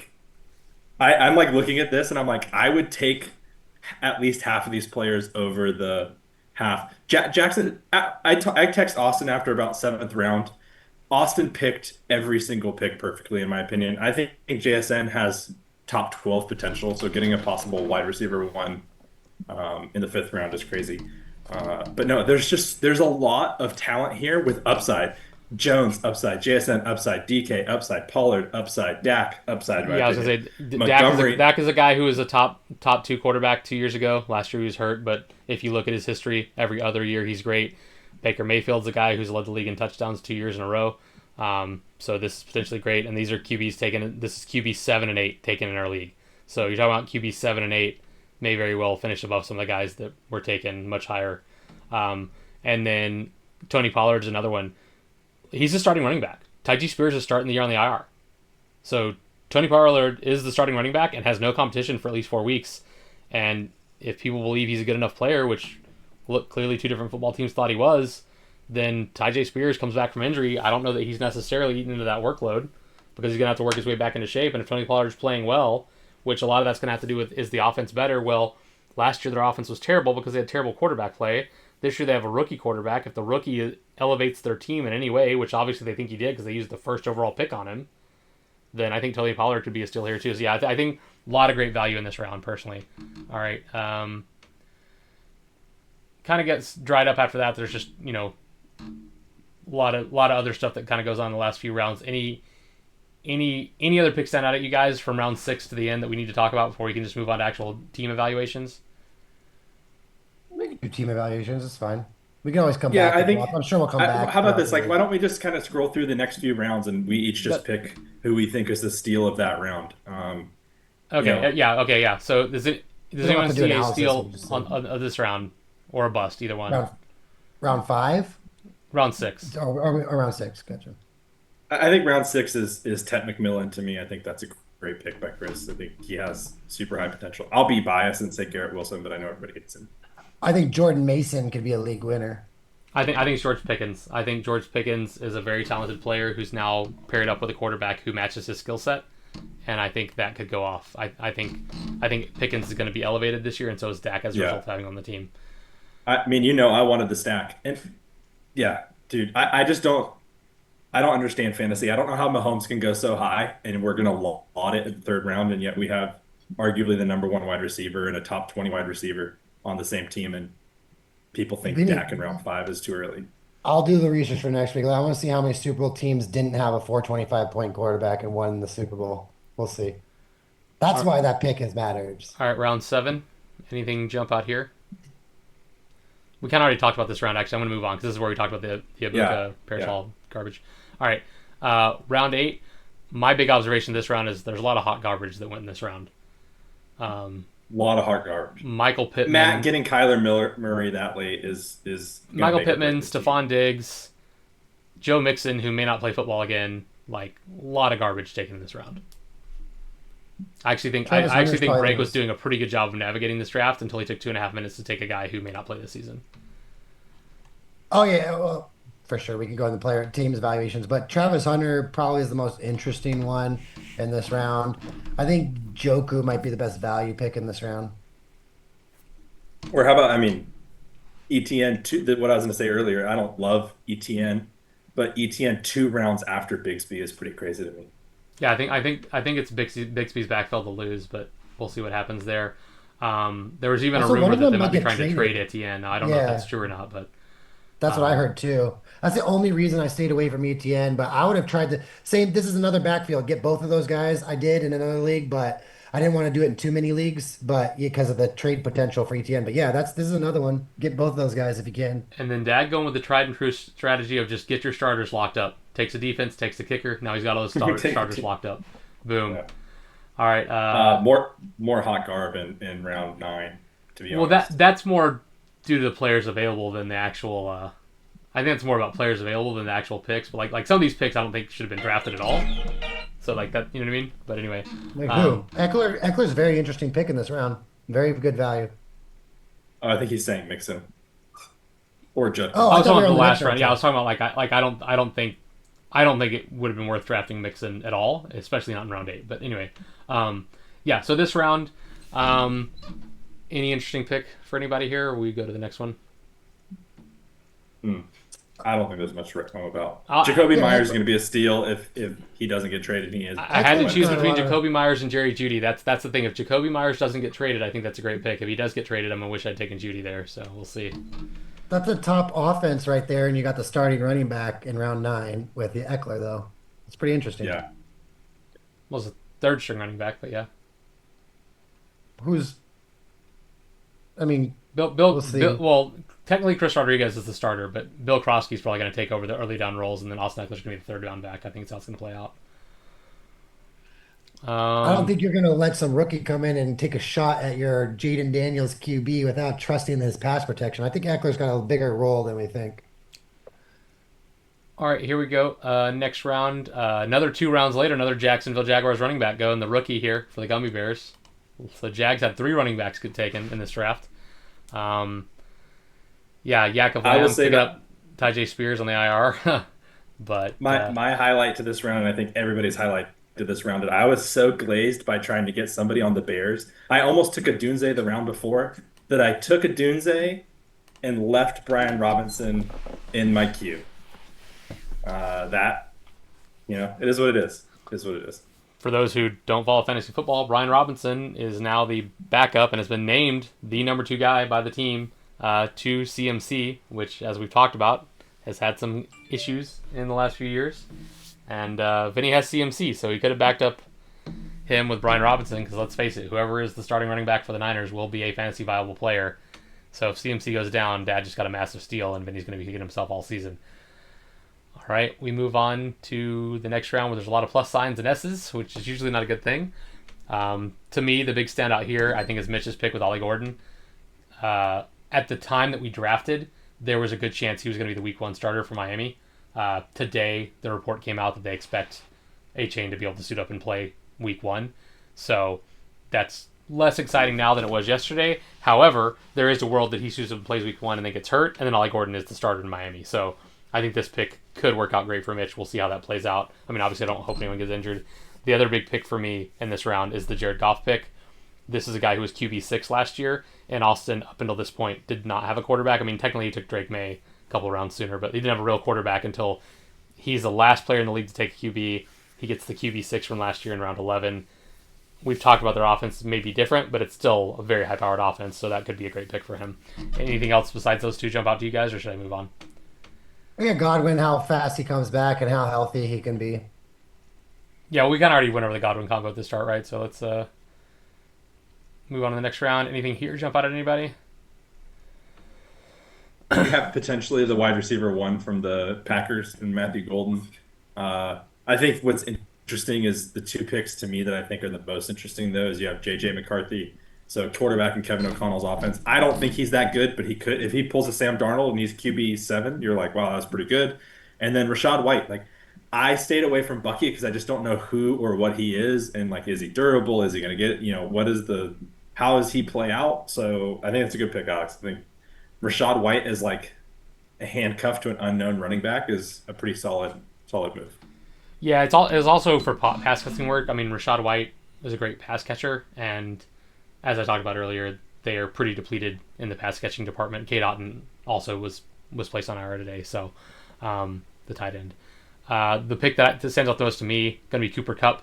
Everyone kind of thought he was washed, me too, but the Seahawks did just cut another receiver today, which means they obviously think that Cooper Kupp's going to be able to play and be their number 2 guy. So we'll see how that plays out. I'm not huge on it, but we'll see. You just follow the money. A lot of times in the NFL, follow the money, you'll follow the play time. You don't pay people that much money and not use them. All right, round 13. Anything interesting here? This is kind of people getting their last backup player / kicker or defense, so probably not a lot of interesting stuff. I guess the main thing would might have the Browns starting running back. I was going to say the figuring out who the Browns starter is going to be. We've seen the last couple rounds, Browns running back's been drafted, so eventually someone's going to land on the actual starter. To me, the big pick was mine. I think this is going to be the number 1 wide receiver in Pittsburgh. I know it says T next to his name, but Arthur Smith loves himself some Jonnu Smith, and Aaron Rodgers is not going to be able to throw the ball downfield to DK Metcalf, so he's going to need a guy who can go underneath, and that's Jonnu Smith. Yeah, if Jonnu Smith wasn't there, I would have had Freiermuth higher, and vice versa. If Freiermuth wasn't there, I would have had Jonnu Smith a lot higher. Yeah, I mean, obviously, I don't think he's going to be the number 5 fantasy tight end like he was last season or whatever, because he's on a different team. But top 10. But I do think he could potentially have value, and yeah. I mean, he's also my second tight end. And then the last round, I don't think anything major is going to stand out. For me personally, I mentioned this earlier, I am concerned about the Keenan Allen, because if Keenan Allen comes back and he's still Justin Herbert's favorite player, favorite target like he used to be, that could be scary for me. But other than that, someone's still drafting Kyle Pitts in 2025. Give it up to Mitch. That's a risk I would not have taken, but good for you. I only did that because of the videos that Penix and Pitts are making together, and they seem to have a really good they seem to be like boys, like actual friends rather than 2 pros drafted to the same team. Mm-hmm. So I took the upside. Also, that was going to easily be either Loveland or Kmet. I can't believe neither of them went, and then Loveland went to Cameron this third to last pick or whatever. So it was. I honestly. Is that your first tight end, by the way, or is that your second tight end? No, I have the combo stack of Lamar and. No, he took. Oh, he took Meggett. Yeah, that's right.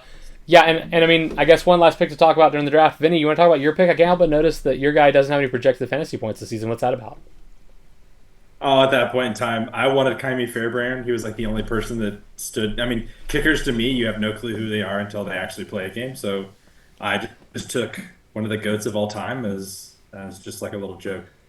For me, and the fact that he was even on the draft on the board. For me, kickers comes down to one simple thing. Does your offensive coordinator like to go for it on 4th down? That's why I'll never draft the Lions kicker, because there's no point. Whereas if you draft someone scared like Mike Tomlin, you go get Chris Boswell and he ends up being the number 1 fantasy kicker because they're never afraid to kick a field goal. So just for anyone out there listening to the podcast, if you think your offensive coordinator or head coach goes for it on 4th down a lot, avoid that kicker at all costs. I don't care if they're on good offenses. Yeah, I go for good offenses and do they kick 50-yard field goals? And Kaimi had 15 last year. So yeah, but the Lions kicker, they never has the opportunity to go for 40. Oh yeah, I would never do just that. Go. That's what I'm saying. It's like I don't know. What happens now if Schottenheimer in Dallas decides to go for it a little bit more because he's not as conservative as McCarthy, and Brandon Aubrey doesn't have as many attempts. Not saying Brandon Aubrey can't hit 50-yarders like it's candy, but there might not be any of his attempts. So again, this just comes down to how that coordinator's feeling on Sunday. I think the biggest thing that stands out to this round is that Cam took 21 and a half minutes. Nolan took 14, but with a 9-minute draft pick. So more than double everybody else's time. I actually went through and looked if we had I will say in my dad's defense, the reason his was so long was one. I forget which pick it was. One of his pick was super long because his screen froze. His thing froze. On his screen was still Mitchell's pick, which was 6 picks before him, until I texted him and had him refresh, and then he realized he was on the clock. So I will give him a pass on that. The one I don't give a pass to. No, I'm giving a pass. It was a 9-minute pick because he didn't know. So I'm just saying lower that number to 5 or 6. I went back and looked. If it was a standard 2-minute draft timer, he would have auto-picked 4 times. Just throwing that out there. Who, my dad? By the way, Cameron. Yeah, Cameron. He's Cameron the only 20 minutes. he's Yeah. the only person that did not have an accidental over 2 minute pick. Yeah. I looked back. All mine averaged a minute except for the McLaurin one. So if you take 2 minutes off the McLaurin one, I'm the same as you and Matt. 7 minutes and 43 seconds. I mean, literally everyone kept it underneath him. Like, look, you're supposed to get. If we used an actual timer, I think it gives you 2 minutes per pick, which is 28-minute clock, or you can do 1 minute per pick, which is a 14-minute clock. So if we did a 1 minute per pick, 14-minute clock, then the only 3 people that go over are my dad, Cameron, and my dad and Cameron. And again, like Vinny said, there was a 9-minute pick that he took, which even if you take off 5 minutes of that, then that puts him, within range. Of the Cameron clock. took So 21 Cameron's minutes. the only one that. Wait, shot them in I did not see that. No. Dude, it was brutal. I don't know how Adam stayed in the draft sometimes. Honestly, Adam and Austin, I don't know how they did it. They would hear you're on deck and then have to wait so long. The suspense would kill me. Okay, Derrick Henry was 36. I'm trying to go back and look at which ones he struggled with. Oh, Bucky. Yeah. But anyways, we want to do some team evals. Yeah, for sure. Let me pull up the first one here. So first, let's look at the league's grade real fast. The league did grade our picks. The draft recap. I'm not going to go over everything, just the scores because they're fun for me. My grade A+. So yeah, if you look at the draft grades, no one got a D this year, but you'll see that Austin they think had the best draft based on points, based on actual picks. They had Break and I as A+, and then the worst drafts according to them is Team Phoenix had the worst draft in the league at a C. Not the least points drafted, but the worst draft. So just wanted to share. It's because they didn't like the cojones that I took with some of my picks. They do value over replacement pick, and they did not like that I reached for Dak. They didn't like that I reached for McCaffrey.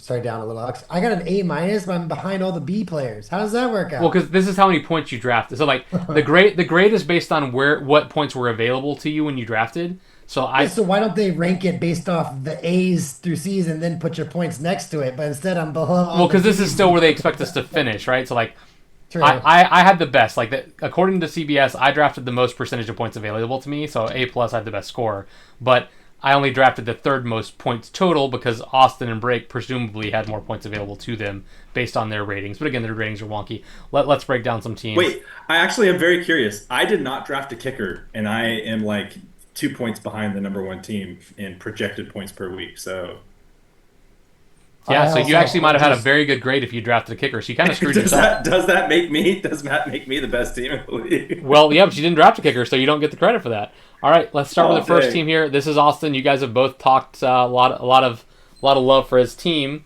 What do you guys think? Oh yeah, when I was looking at it the teams last night, this is probably a top 2 or 3. But again, this is typical. Again, I don't envy this team because you can have the best core. I'm trying to win a DoD championship. Yeah, I think if Goff has to repeat what he did last year, or May has to break out. I think I think that's a fantastic stat for him. You have high upside and low and high floor. So this is the best core though. Dude, yeah. I mean, if Pacheco is just like half of who he can be, and you're rolling out Bijan, Nico, Bowers, Jackson Smith, and Jigba, I mean, it's a good team. It's so good. Yeah. I think I've finished 8-6 with this team probably 10 times. So. There's probably a world, I'm not even joking, where I think Braylon Allen will be starting for him over Pacheco. And I think Braylon Allen is massively underrated. And Pacheco's in a committee. I think Pacheco could win the job out eventually when they start getting closer to playoff time. But yeah, this team's stacked. Probably best core. And Travis Hunter's upside is pretty crazy too. So we'll see. Good draft, Austin.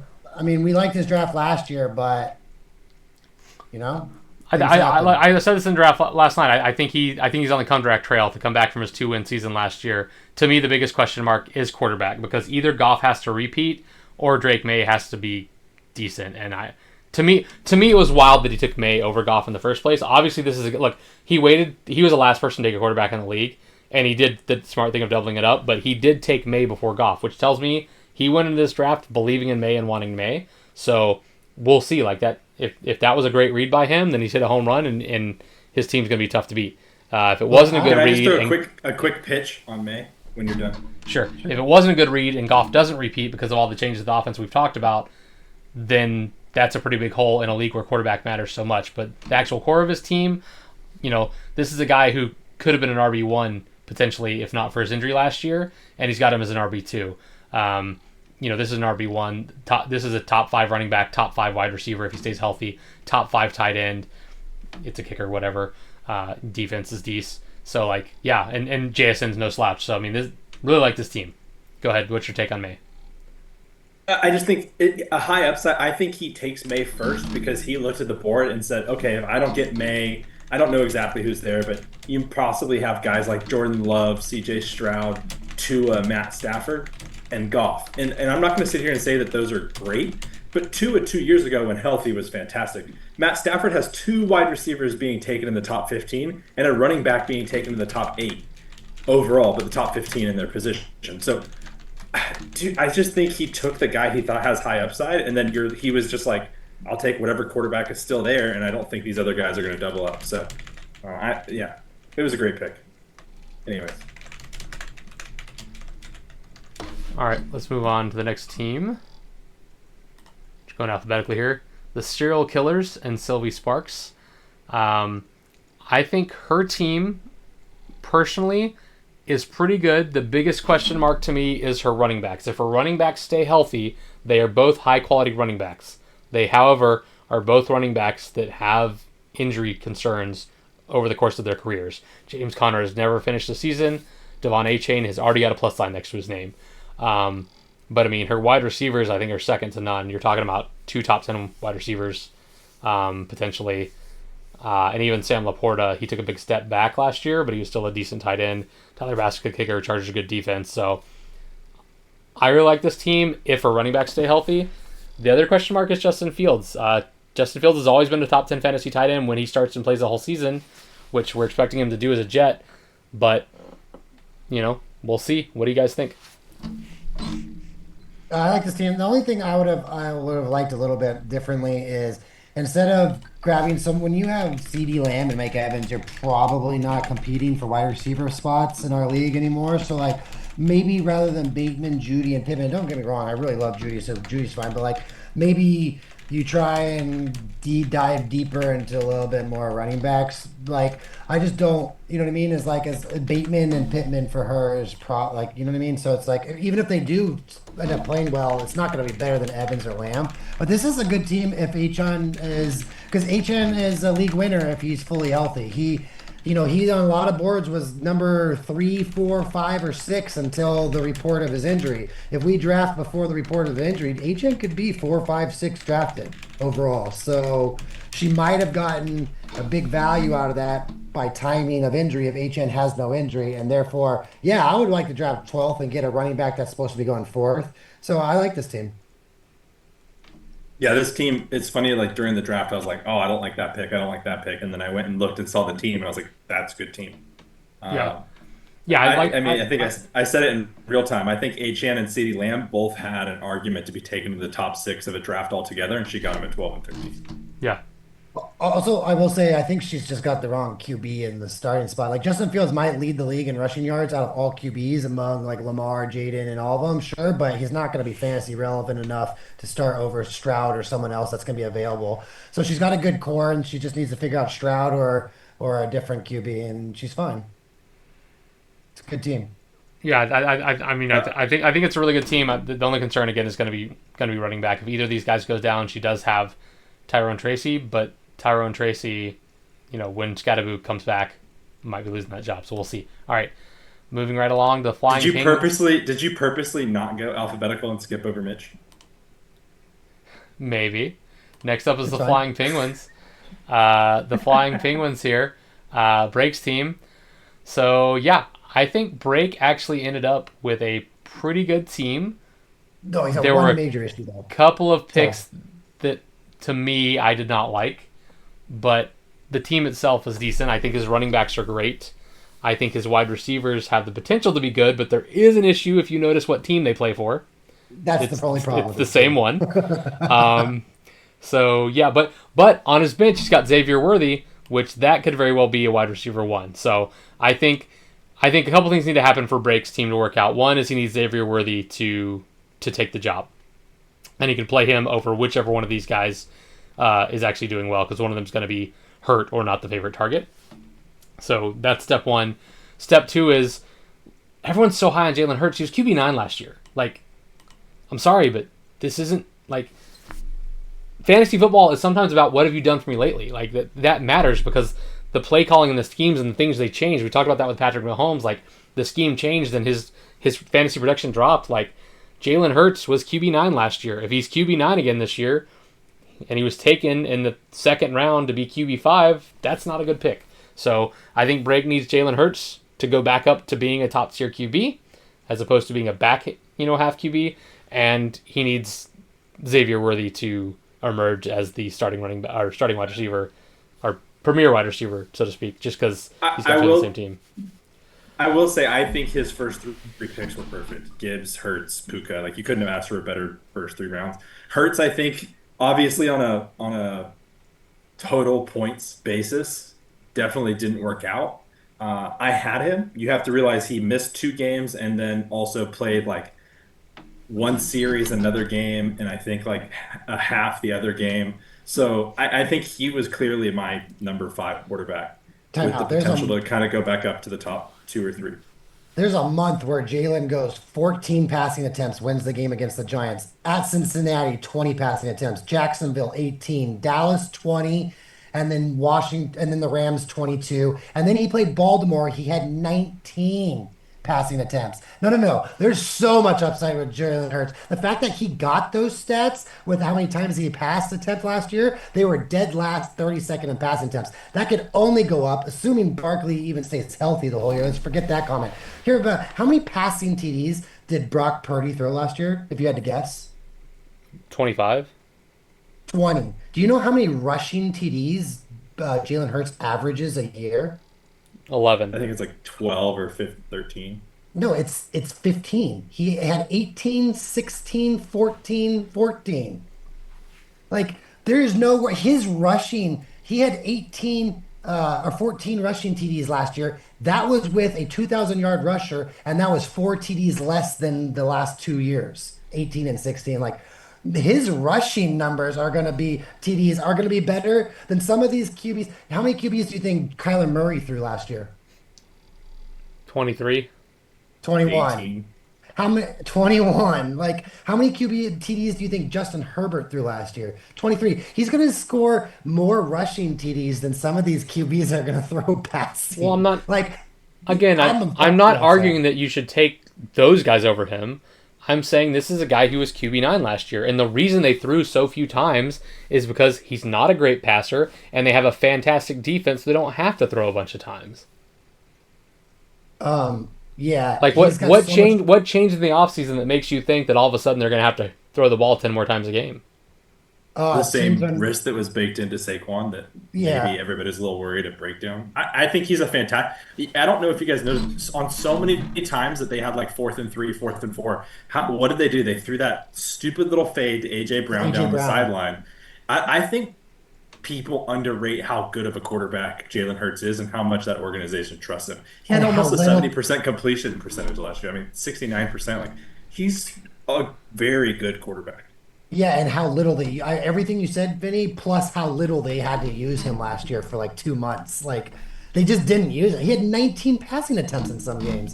I just think there's an only up from there. I think Adam did really well. The only issue with Adam's team is the 2 wide receivers are on the same team. That's just not a recipe for thing. I think Adam might have the best success shopping one of those, but he doesn't really know what he needs yet because Gibbs and Pollard could be very great picks. Jalen is a serviceable fantasy winning QB in DoD, and if your worst player is Devontae Adams, or if Puka gets hurt like he always does, then you have Devontae to back him up, and you could throw in Worthy. I think this is a very underrated team, and Hawkinson was also a tight end I targeted. I don't know the hate on Hawkinson and why there's hate on Hawkinson. I think Hawkinson has a potential to be a top 3 tight end.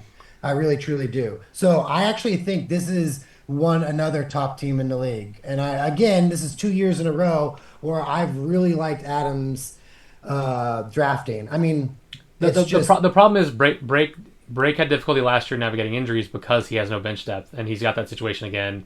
Isaac Grindo is the third string running back for his team. He's not going to get any playing time.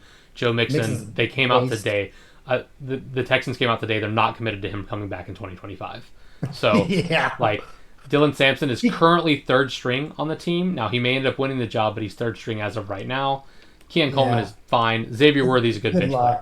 Like, so this. No, even Keon Coleman, good luck. Yeah, I would like. You never know what could you drop start him. If Break dropped all 5 of these players tomorrow, his team doesn't change in my estimation. Doesn't change. So that's my thing. And you mentioned Hawkinson. The reason people aren't big on Hawkinson, me personally, is look McCarthy. Again. People just naturally assume that McCarthy's going to be good because of the offensive coordinator and the players around him, and I get that, and I understand all that. This is a guy who came from a team in college that was all about running the football and playing defense. He was not a good passer in college, so all of a sudden deciding that he's going to be a good passer and he's going to help feed everyone on the team. He's going to make JJ get all his targets, and Addison will get all his targets, and Hawkinson will get all his targets. That's not going to happen. Someone's not going to feast. And I think we're all in agreement that JJ is going to feast, which means someone's got to have their share of the pie get reduced. And I think the person whose share of the pie is getting reduced is going to be Addison. It's going to be Hawkinson. And so for that reason, that's why I wasn't super high on him. But I don't hate the pick. That's not who I would have taken there. But yeah, the big question mark to me is he has no bench depth and his wide receivers play for the same team. All right, moving on. Okay, not to beat a dead horse, but I'm going to because I love stats. If you take out the series, the game where Jalen Hurts he literally played one series and was about to score a touchdown and then got hurt and taken out for the rest of the game. He averaged 24.07 fantasy points per game, which puts him at like about a half point behind Josh Allen on a points per game and higher than Jaden Daniels at what Mitch and I think is his floor. His absolute floor. They were 32nd in passing attempts last year. Absolute floor. So astute listeners of the pod will notice that a lot of the arguments today have been, Vinny's argument has been if they don't get injured, and mine has been, but they did. To me, injuries happen in football, and you know who gets injured more than anyone? Quarterbacks who run, because they're not as protected as running backs. They don't carry the ball as well as running backs. They are more prone to injury. So assuming that this guy is not going to get banged up and not going to be handled with baby gloves sometime and not have less touchdowns rushing Mitch because they have Saquon Barkley, exactly. He probably had his touchdown number go down because, hey, why don't we just give it to Saquon instead of making the quarterback take the hits, right? So that is my concern. I'm not saying that he can't be good. I'm just saying he was QB9. He was drafted in the second round as QB5. To me, that was a question mark. I didn't say he was going to be bad. I didn't say he couldn't be good. I said to me, he needs Jalen to work out because to me that was a question mark. And he needs Xavier Worthy to be the guy because he's got 2 wide receivers on the same team. All right, let's move on. Why can't he just roll out Devontae and Puka? For you, they're both top 15 guys. Oh, yeah, he absolutely can, but it's not. That's not necessarily going to happen, right? And also, like, man, I'd love to play him week 8. No Gibbs, no wide receivers. Like, I'm nervous. I would be nervous if I had Higgins and Chase, let alone Adams and Puka. Like, that's just a different. Alex, for me personally now, based off everything you just said, so you have Burrow as a clear-cut 1 then, right? I probably would have taken, for the upside, Lamar? I would have taken Lamar at 1 just for the upside alone. But yes, Gotcha. For a safe pick, it would be Burrow, for sure. Because Burrow, unless Burrow gets hurt, he has to throw the ball 600 times. And, like, yes, there's always a risk of injury, but generally speaking, running quarterbacks are injured more than non-running quarterbacks. Lamar Jackson also has a plus sign next to his name right now. Is Burrow not the closest thing to Breeze or Rodgers that we've seen or had? No, he definitely is. Full disclosure, that I probably would have taken Josh Allen for what I said earlier, that he is a guy who's going to finish top 3, even though he's not going to be number 1. I probably would have taken Josh Allen. Agreed. That's why you're literally taking the words out of my mouth, and because I have a bias towards liking him. But I would have taken Josh Allen, even though there's potential 2 or 3 guys who can actually score more. But if you want a guy that's going to guarantee you the 425 point mark, it's Allen. Speaking of running quarterbacks, let's talk about Chris's team. Here we have Chris Junebro Lee. I am not that hyped about this team, to be honest with you, because to me there are a couple of question marks with the core. Obviously, I love the quarterback. And I am hopeful for Genty as a Raider fan, but I do have some of the same concerns you guys have, that offensive line is terrible. I think Kamara is on the way down, not the way up. And Marvin Harrison has never proved a thing to me in his life. So I think there's a question mark at RB2, question mark at wide receiver 2. I think Tucker Kraft was good for 4 weeks last year and bad the rest of the season. So I like some key pieces of his team, and I definitely think there's potential here if Genty does pop off, which I hope he does as a Raider fan. But I also think there's some risk involved with this team. I think that's so funny because I think this team is super underrated. I really do. I think it might not be like what we look at and see flashy, but if Marvin Harrison didn't have like a terrible year last year, he was just drafted too high. And then he has Waddle or McMillan on the bench to that's fill what that I was role. going to say in his defense, though. I think he filled that very well. Yeah. And then when you look at it, it's like, okay, maybe, like Mitch said, and when we were talking about round 1, if GT hits, and Kamara in a lot of rankings was like a top 16 running back, and who he got pretty late. So I don't know. I really like it. Okay. Sorry, Benny, are you done? I didn't mean to cut you off. I'm just really excited this podcast. You good, Vinny? Go okay, ahead, Mitch. no worries. He muted himself. Can you hear? Okay, as long as you can hear me. So again, I'm sorry, Chris. I love your team last year so much better than this year's team. I think there's massive holes on this team. I think there's question marks even in Brian Thomas because he didn't even have Trevor Lawrence for the full year last year. Marvin Harrison did not seem like they scripted many plays to him, hence why he dropped so low after such huge hype the year before. Now, I'll get to the meat and crux of it because those are all just superfluous comments. What really matters here is if you highlight Jaden Daniels, go all the way to the right and look at the projected. If he gets 25 more fantasy points than that projected, it does not matter to the rest of his team. This is a potential playoff team. All you have to do is hit that 425 guy because last year, I had nobody. I had Barkley and Allen and then literally no one. So literally, you don't have to draft all these great players. You just need Genty to do well with finish around 230, 240.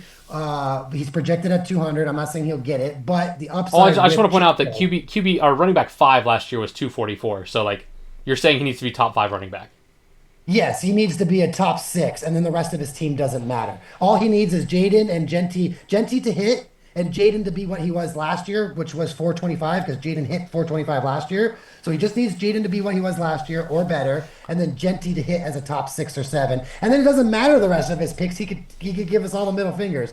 Now, well, I just want to clarify. When I said I had my concerns about the team, I didn't say that I thought it was bad. Just want to be clear. No, I am. I was giving my concerns about the team, but yeah, if Genty hits in a world where Genty hits, then he also needs either Tedderota McMillan or Jalen Waddle to hit, because I don't think Harrison will, but sure, we'll say put Harrison in there too. If Genty hits and one of those 3 guys hits, I think this is a very good team. My concern is that you mentioned the concerns about Brian Thomas. I don't think any of us were super high on him coming into the year. Not that he can't be good. He was great last year, but that's a weird situation that they've got going on in Jacksonville. Genty, again, I hope he does great. I'm a Raider fan, but I am concerned because of the lack of offensive line, and he needs a wide receiver too. The main gripe I have, honestly, is just tight end. Like, I just think Tucker Kraft, if you look at his game log, Tucker Kraft bothers me. There were so many good tight ends available. 11, 20, 13, 10. He had 4 double-digit performances all of last season. Okay, but I will say this is why I like this. So mainly I just got beef for the tight end. Go ahead. So so that's what I'm trying to say is like, I don't, but okay, so if I didn't get Lamar Jackson, I was targeting Dak and Jordan Love. Okay, those were the 2 guys I was targeting. So he got Jaden, who's my 2nd overall QB, and Jordan Love, a QB that I was targeting, maybe above Dak. So, and that's why I like this team, and I think Chris is going to have a good year. But as far as Harrison, Thomas, they're not going to be, they're such good steals because they failed. No, I think they're appropriately rated. Yeah, he's still a 3rd-round wide receiver and still going to be good, Brian Thomas, but he's not what we think Chris is getting the value for, is what I'm trying to say. And as far as Kamara, no times 10. I promise you, I might know Kellen Moore and Kamara better than anyone in this league. Kamara's fantasy value only comes from receptions.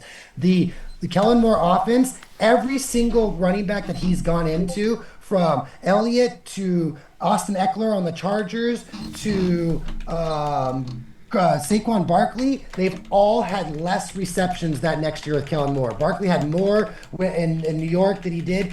Every single time Kellen Moore goes to that team, they have less receptions and one of the least amount of receiving running backs. So you're telling me on this offense, with that Saints offense, if Kamara's not going to be part of the passing game, Kamara doesn't fit the type of running back that Kellen Moore likes. He does not at all. I think Kamara, I just don't know if it's Kendry Miller or the other guy. Otherwise, I'd be willing to draft Kendry Miller as a slate sleeper in most leagues. So I am not a fan of Harrison, Thomas, Kamara, Kraft, any of these guys. But guess what? Chris is going to have a better record to finish more as long as Jaden Daniels and Genty hit. That's all he needs. All right, so basically got a mixed bag here on Chris. I think the word to use for Chris's team is potential. I think he has potential to be a top team in the league, but there's also the chance that it's super medium. I don't think it's going to be bad, but I think it's going to be great or medium. All right, let's move on to Professor Chaos. All right, I took the lead on the last one. I'll let someone else take the lead here. What do you guys think about Professor Chaos's roster? This is another potential second best core. So Kittle, Pickens, Chase, Swift, and Cook is a disgustingly good core. Like Chase, even if he has 90% regression of what he did last year, is still the number one fantasy wide receiver. So, I mean, sorry, if he has 10% regression, 90% of what he was, you know what I meant. Swift has massive upside with Rashawn Johnson there. Looks like Swift in the preseason got most of I just didn't trust that, Caleb.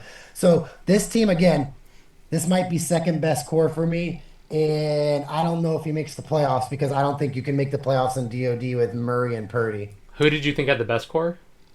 Austin, I think, so far. Austin so far. Another. I think this... Go ahead. Go ahead, Vin. No, go ahead.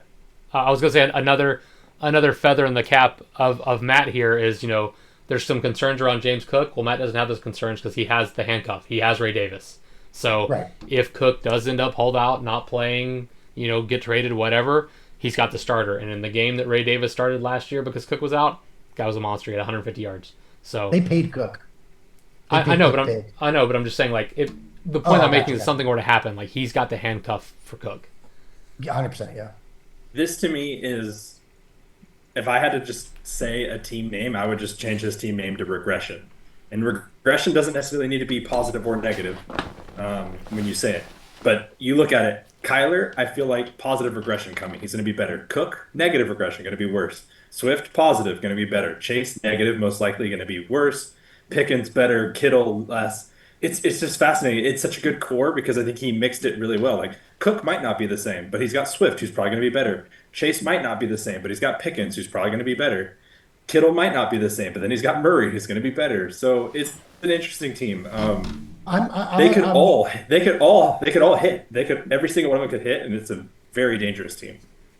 So, Vinny, my question is, when you say Cook can regress, even if he regresses or whatever, he's top 8 in points per game. Like, even if he regresses, you still got 12 to 18 running back in the second round or whatever type thing, and he's your number one patched with Swift. I don't know. Well, like, so just for clarity, touchdown regression, right? So like, Cook has played 3 NFL seasons. 18 touchdowns. Cook has played 3 NFL seasons. In his first NFL season, he had 2 rushing touchdowns. In his second NFL season, he had 2 rushing touchdowns. In his third NFL season last year, he had 16 rushing touchdowns. So I'm not saying he's going to go back to 2, but I think most people are of the opinion that, hey, a guy just jumped from 2 TDs to 16, that's probably not going to happen. I think what scares me the most about Cook is if you look at usage data too. Like, he had 18 total touchdowns, and he never played more than 60% of the team snaps. And from week 11 to the end of the season, he never broke 50% snap count. He was just very good on very little usage, and it's pretty impressive. Like that can't repeat. If he was used on 70% of plays, like big running backs are, 70-75% of plays, I think he'd be a lot higher draft pick. So do you think? So then why don't we talk about Jahmyr Gibbs having regression touchdowns, because they have the same amount of touchdowns, and one's a starter for the Bills and the other one's splits with Montgomery on the Lions. Because Gibbs at the second half of the season was touching 70% usage. So he was 20 to 30% higher in usage than Cook was at the second half of the season. Josh Jacobs had 16 rushing touchdowns. Why isn't there regression talk for him? Because that was his first year with the team. Because how can you sit here and say that you're not going to have touch? If you play less snaps and have the same amount of touchdowns, it can't work out that way, right? I mean, can we all agree on that? Like, he could play more snaps. The regression is different. Touchdowns. That's what I'm wondering. He could play more snaps. And answer your question, Mitch. So, other than the 1 year on the Raiders where the Raiders were terrible, this is his touchdown stats for Jacobs: 12, 9, 12, 15. So even if he drops from 15 back down to 12, like That's not a lot of regression. Two to 16 is 14. That's almost as many touchdowns as he had on the Jacobs had on the season. Like Jacobs had 301 rushing attempts. James Cook had 206. Give James Cook 100 more rushing attempts on the year, and he's going to smoke them all. Oh, I agree, but he's not going to get it. He's not going to get 50 more. That's what I just said, Mitch. That's what I just said. If he were to be used as much as other players, he'd be drafted a lot higher, but he's not. Chuba Hubbard got 250 carries. Chuba Hubbard on that offense got 250 carries, 1,200 yards, and 10 TDs. James Cook had 200, same yards, and more TDs. And it was on a better offense. I'm just saying, James Cook's a better player. But if the Bills used him, Mitch would agree. The problem is the Bills do not use him that much. Okay, but I'm saying is they just paid him a massive contract. Whenever a running back gets paid, they get used. Jahmyr Gibbs is still in a rookie contract. I get Mitch. You asked us why we think he's going to regress, and we gave you our reasons. Like nothing you're going to say about him getting paid is going to change that. Why is he going to regress? Because the second half of the season last year, he was used less than the first half of the season. Why is he going to regress? Because he had 16 touchdowns last year when he averages 2 a season prior to that year. But he can positively rest from a very, very low amount of rushing attempts and just be in the category with all the other top 12 if the Bills change their offensive scheme, just like your argument with Patrick Mahomes, if the Bills change their offensive scheme to be more running back heavy and include more touches to the running back, yeah, absolutely. I just don't think the Bills are going to change their offensive scheme. No, or Ray Davis just isn't as existent, right? Because Ray Davis isn't going anywhere. He's a second-year player. They didn't draft him to cut him in his second year when he played well in his first.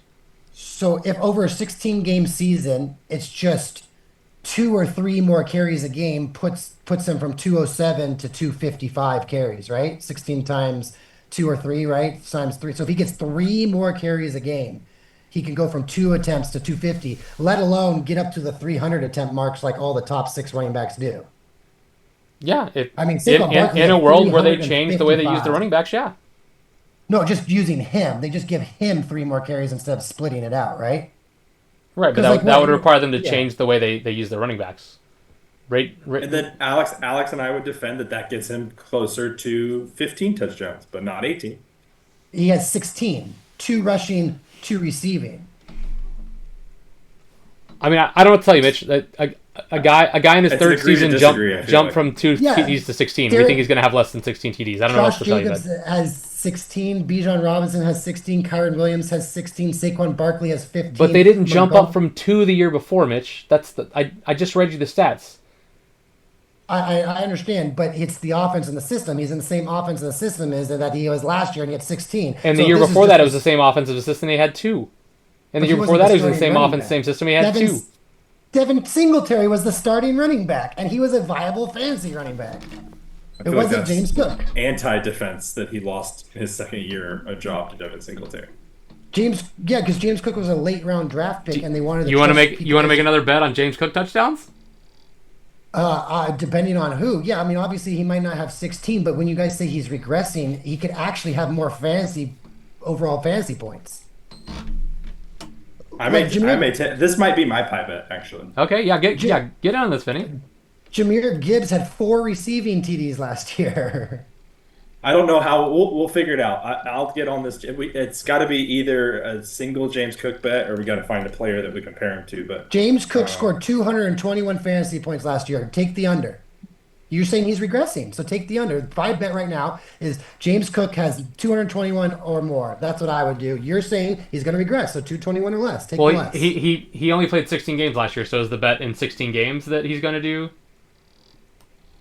He missed against the New Jets on week 15 or whatever. Yeah, he missed 1 game. So is the bet that the bet is through the first 16 weeks, not counting the bye. So 16 games he plays. The first 16 games he plays. I'll make Mitch a juicier bet. I will do fantasy points per game, so it takes injury out of it. I'll do whatever his fantasy points per game was last year. 13.81. I'll take the under.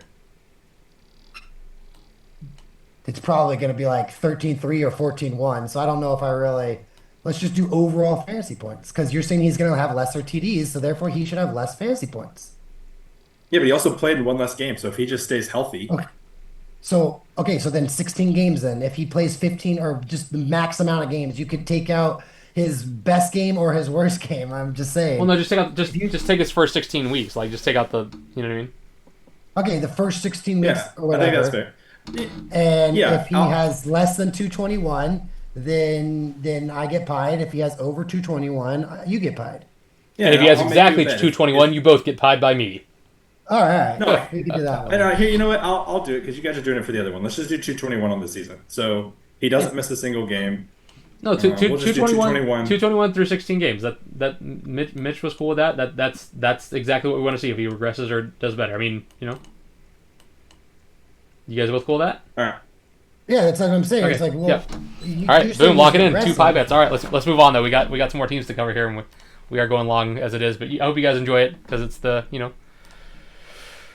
episode where we cover the draft. Revis and Butthead moving right along. Another team in my division. What do you guys think of this one?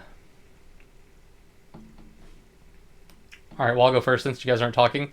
Same concerns everyone has around Breece Hall. I'm not a Breece Hall guy, as I've gone on record as saying. I'm also not a DJ Moore guy. So to me, I think his core is not as good as others because A.J. Brown has a history of missing games, at least with the Eagles. DJ Moore, I don't think is very good. Or not that he's not very good, but I don't think he's in a good situation. And Breece Hall, I think, is in a worse situation than last year. So we take that into effect. And then Kelsey, at least for the first 6 weeks, might be good. But once Rashee Rice comes back, I think Kelsey's going to kind of fade away, which we saw. This is a guy who always went round 1 or 2. This year he dropped to like round 8. So I don't like his core. But the caveat is he does have Josh Allen, who I've said he's going to finish as a top 3 fantasy QB. This is a league where QB play matters. So I do think this will be a good team as a result of that. I think he'll win some games, but I don't think it's going to be a league-winning type situation because I do think there's some pretty big holes in his core. I will say, I'm going to steal Mitch's argument. Either Chris or Luis will have a very good team because it's Josh Allen, Kyron, and then A.J. Brown, who I do really like this year. But, Alex, can you go ahead and hover on that little red X there? Hamstring. We talked about what hamstrings mean for wide receivers. Hey, Mitch, how do you feel about A.J. Brown and hamstring injuries? He costed me my second three-peat. I will never draft A.J. Brown, I promise you, as long as I live. Yeah, so in his last 5 seasons, he has missed time in 3 of them. And it's where he gets drafted. At least this year he went. So where did he go? 4th round. At least it's finally getting more realistic. Yeah, he where definitely did dropped go. this year for sure. But that's what I'm saying is 3 years ago he was like a turn pick or a late first round. He was like when those top 3-4 guys were going. Well, I want to point out, Mitch, you talked trash about DJ Moore, and you had him on your team and started him in your fantasy Super Bowl last year. So No, I didn't. No, I did not. well, you had him on your team at least, but yeah. I started him for 3 weeks and then he took the bench. But I started Jordan Addison and Jackson Smith and Jigba. Yeah. And DJ Moore is another guy I won't touch. I was honest about that. So he's got 2. Okay, yeah. Well, this team is literally like 2 wide receivers that I couldn't hate more. And then he starts out with the first 2 picks that literally I was debating on the whole year. So the whole offseason. I was going to go either Jonathan Taylor or Kyron Williams. That's what I was debating the whole time, assuming, the top guys didn't fall, right? Like a Henry or Barkley or Bijan, right? So it was either I was going to go Kyron, and then on the turn, I was always going to go for Allen. So literally, this could be my team. This first 2 picks, I mean. And then after that, I hate everything about this team on so many levels. I hate A.J. Brown. I have been the biggest Breece Hall hater for so long. Mitch and I both. For those who've been listening to the podcast from the beginning, you will know that Mitch and I, we were on the Breece Hall hate train before last season when everyone else had him as a top 3 fantasy running back. You're telling me that Justin Fields is your QB who's going to steal so many rushing attempts and rushing TDs? Well, there's not going to be not enough to mention go how much around the for team Hall. likes Braylon Allen. Like you're also now competing for carries. Like you are the receiving back, and you have a quarterback who doesn't throw the ball. Yeah. So buy Breece Hall. Couldn't hate that more. A.J. Brown, I will never touch again. And DJ Moore, I couldn't make up my mind, so I just decided to do the same thing and just take him off my board in all leagues. So yeah, he's got 3 guys. I literally. In another league I drafted with Chris and Cameron, I did all the guys I had no balls to take, or I didn't think I could do but wanted to, like Pacheco or Tyreek Hill or Puka Nacua, right? Those guys I never want to take really, but just because it's so much risk. This is not even risk. This is just straight up guys I cannot stand. The only thing I really like about, besides obviously Allen and Williams, and by the way, he could win the Super Bowl, our DoD Fantasy Super Bowl with those two guys. He just needs to. Kyron's hit 225 for 2 years in a row right now, 226. He's projected lower than what he's actually gotten for the last 2 years. So if as long as Allen's 446, 425 like it's projected, and Kyron hits 225, he can win a Super Bowl easily in DoD. And the last thing I like is if you scroll down. Josh McDaniels always produces a slot wide receiver stud. So is Demario Douglas or Stephon Diggs going to play slot? He will be starting Stephon Diggs over A.J. Brown or DJ Moore very soon here if Diggs is the slot. I mean, Stephon Diggs was good last year until he got hurt. The problem is... But will he play the slot, though? The problem is he did get hurt. He hasn't come back yet, and he's still got a plus sign. Yeah, but what's his name? What was the guy's name in Houston that played the slot? Oh my gosh, Tank Dell. Tank Dell. So Diggs was on the outside with Collins and had a good season. I don't really want that if Diggs plays on the outside for Drake May. That'll make Drake May better, but not Diggs relevant. Whoever's playing the slot for Josh Daniels has always been fantasy relevant, no matter the name. Does not matter. I can pull up my notes right here and read all the names he's had in his career, going all the way back They've all been random white guys who weren't good at anything else. I was going to say going back to Wes Welker and Jacoby Brissett year in 2013 or something like that. So they've all been good. So I do like his Diggs. He can slot that in. This team easily could win the fantasy Super Bowl, and it has a way worse team than some of the other teams. All right, I was going to throw to Vinny, but he texted me saying he had to go pee, so I won't throw to Vinny, and we'll move on to the spark plugs. I did make it back, though. Okay. So well, I made it out of the bathroom successfully. Did you want to say anything about Luis's team? No, not in particular. Right. Then I'll let you take lead on Luis's team. I don't want to bash on Luis's team, but so far outside of Allen, it's probably my least favorite. All right, go ahead. Let's hear your breakdown of Dad's team since you didn't get in on the last action. I'm gonna let you get on this one. Gosh, this is that. I honestly hate this team only because it's good, but it could have been so much better. If you put Saquon, Nico, Puka, and then Aaron Jones in the starting slot, I'm like, dude, this might be the best core that we've seen ever. And instead, I'm just like wanting more. Like, Bo could have a breakout year like he did last year. Saquon, Amon-Ra, it's solid. And he's got the stack with Bo and Sutton, by the way. Yeah, I don't love Sutton. It's not my favorite pick. I know you like it, Alex, but I do like Sutton, and also keep in mind it's his wide receiver 2, right? Like I wouldn't want to go into the season with him on wide receiver 1, but as my wide receiver 2, I'd be happy with that. But we all know he has a Super Bowl winning running back on his bench. I agree with Alex. I think Sutton might be a top number 2. It might be one of the best number 2. I mean, Adams got 2 really good ones, but Sutton's is a great number 2. Great number 2. Yeah, I'll also say about this team is, at least for me personally, I think that if either Walker or Jones hit, or CMC gets injured, therefore Robinson hits by default, if one of those 3 things happens, I think he's great at running back, right? Because that's the big concern, is that he's got a great RB1, but his RB2 is questionable because, like, what if Walker doesn't hit? What if he gets hurt? What if he becomes a timeshare with Zach Charbonnet? What if, as Miles talked about, the Seattle's line can't block anything and they're getting hit in the backfield as soon as they get handed the ball? So, like, there's concerns about him. Also, there are weird concerns about Aaron Jones. As well as he played last year, everyone's really freaking out that he's not going to be good this year.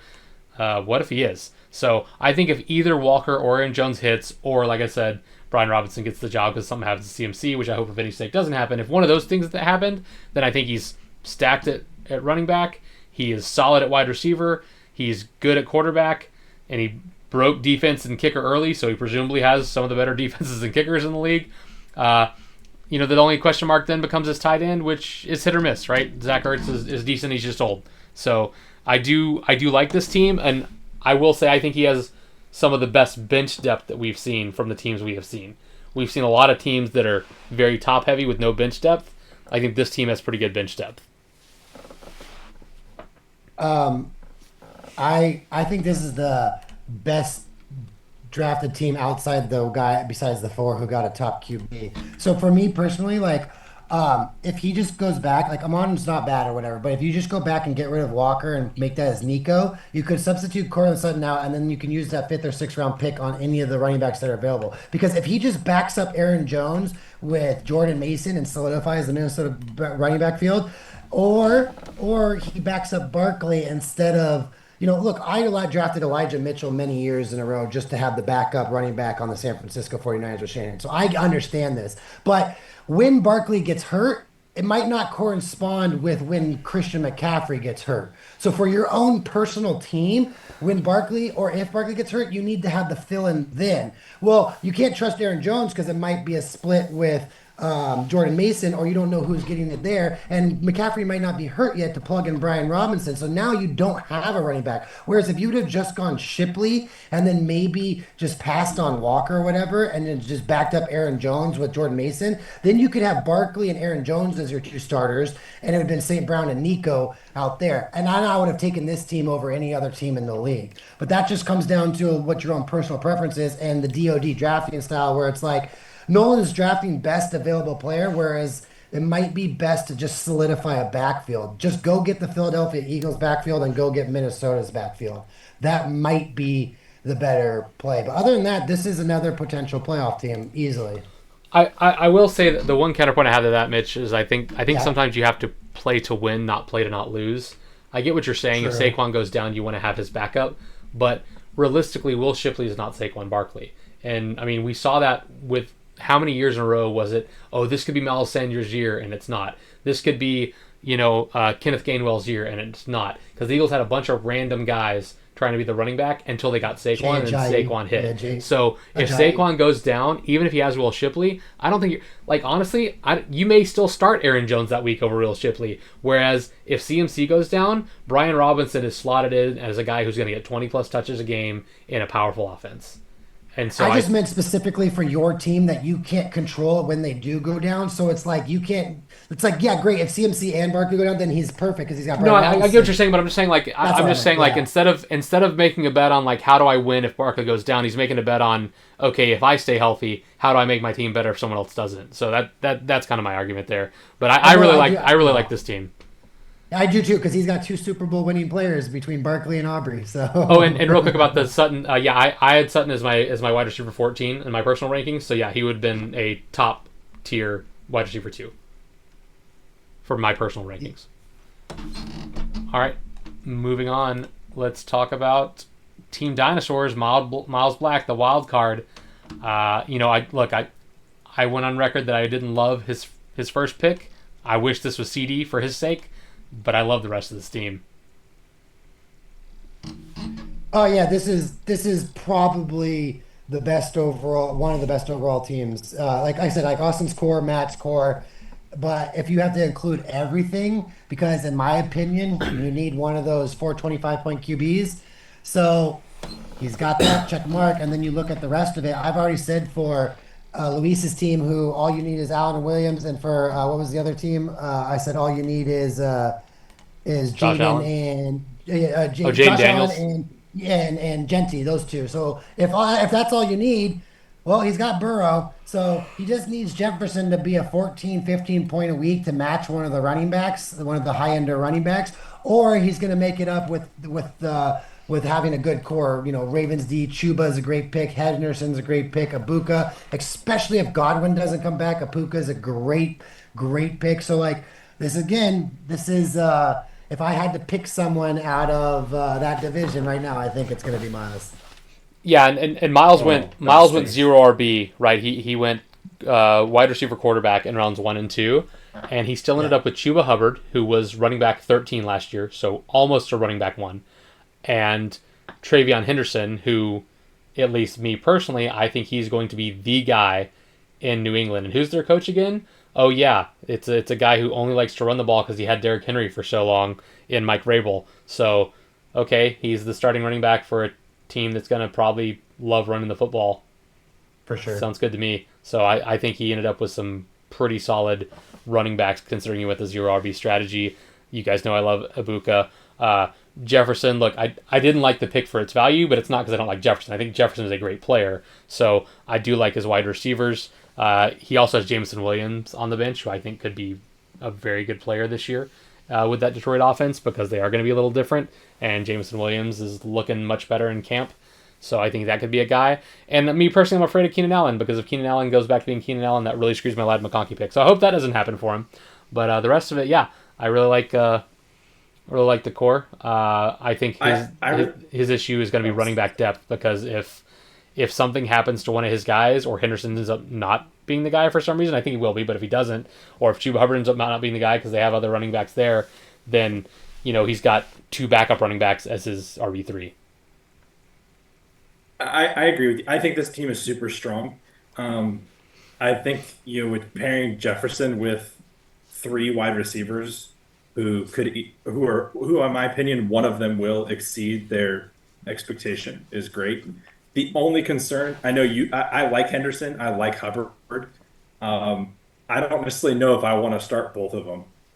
And the only reason I say that is, to me, they're really good RB2s who could be RB1s, but you have to rely on them to play above what their expectation is, or at their expectation. So if one of them falls just a little bit, it's just really hard to compete in the running back department in our league. But I mean, you can make that up with Burrow and Jefferson. So I agree. I think this is definitely one of the stronger teams. I just don't love the running back combos that he has together.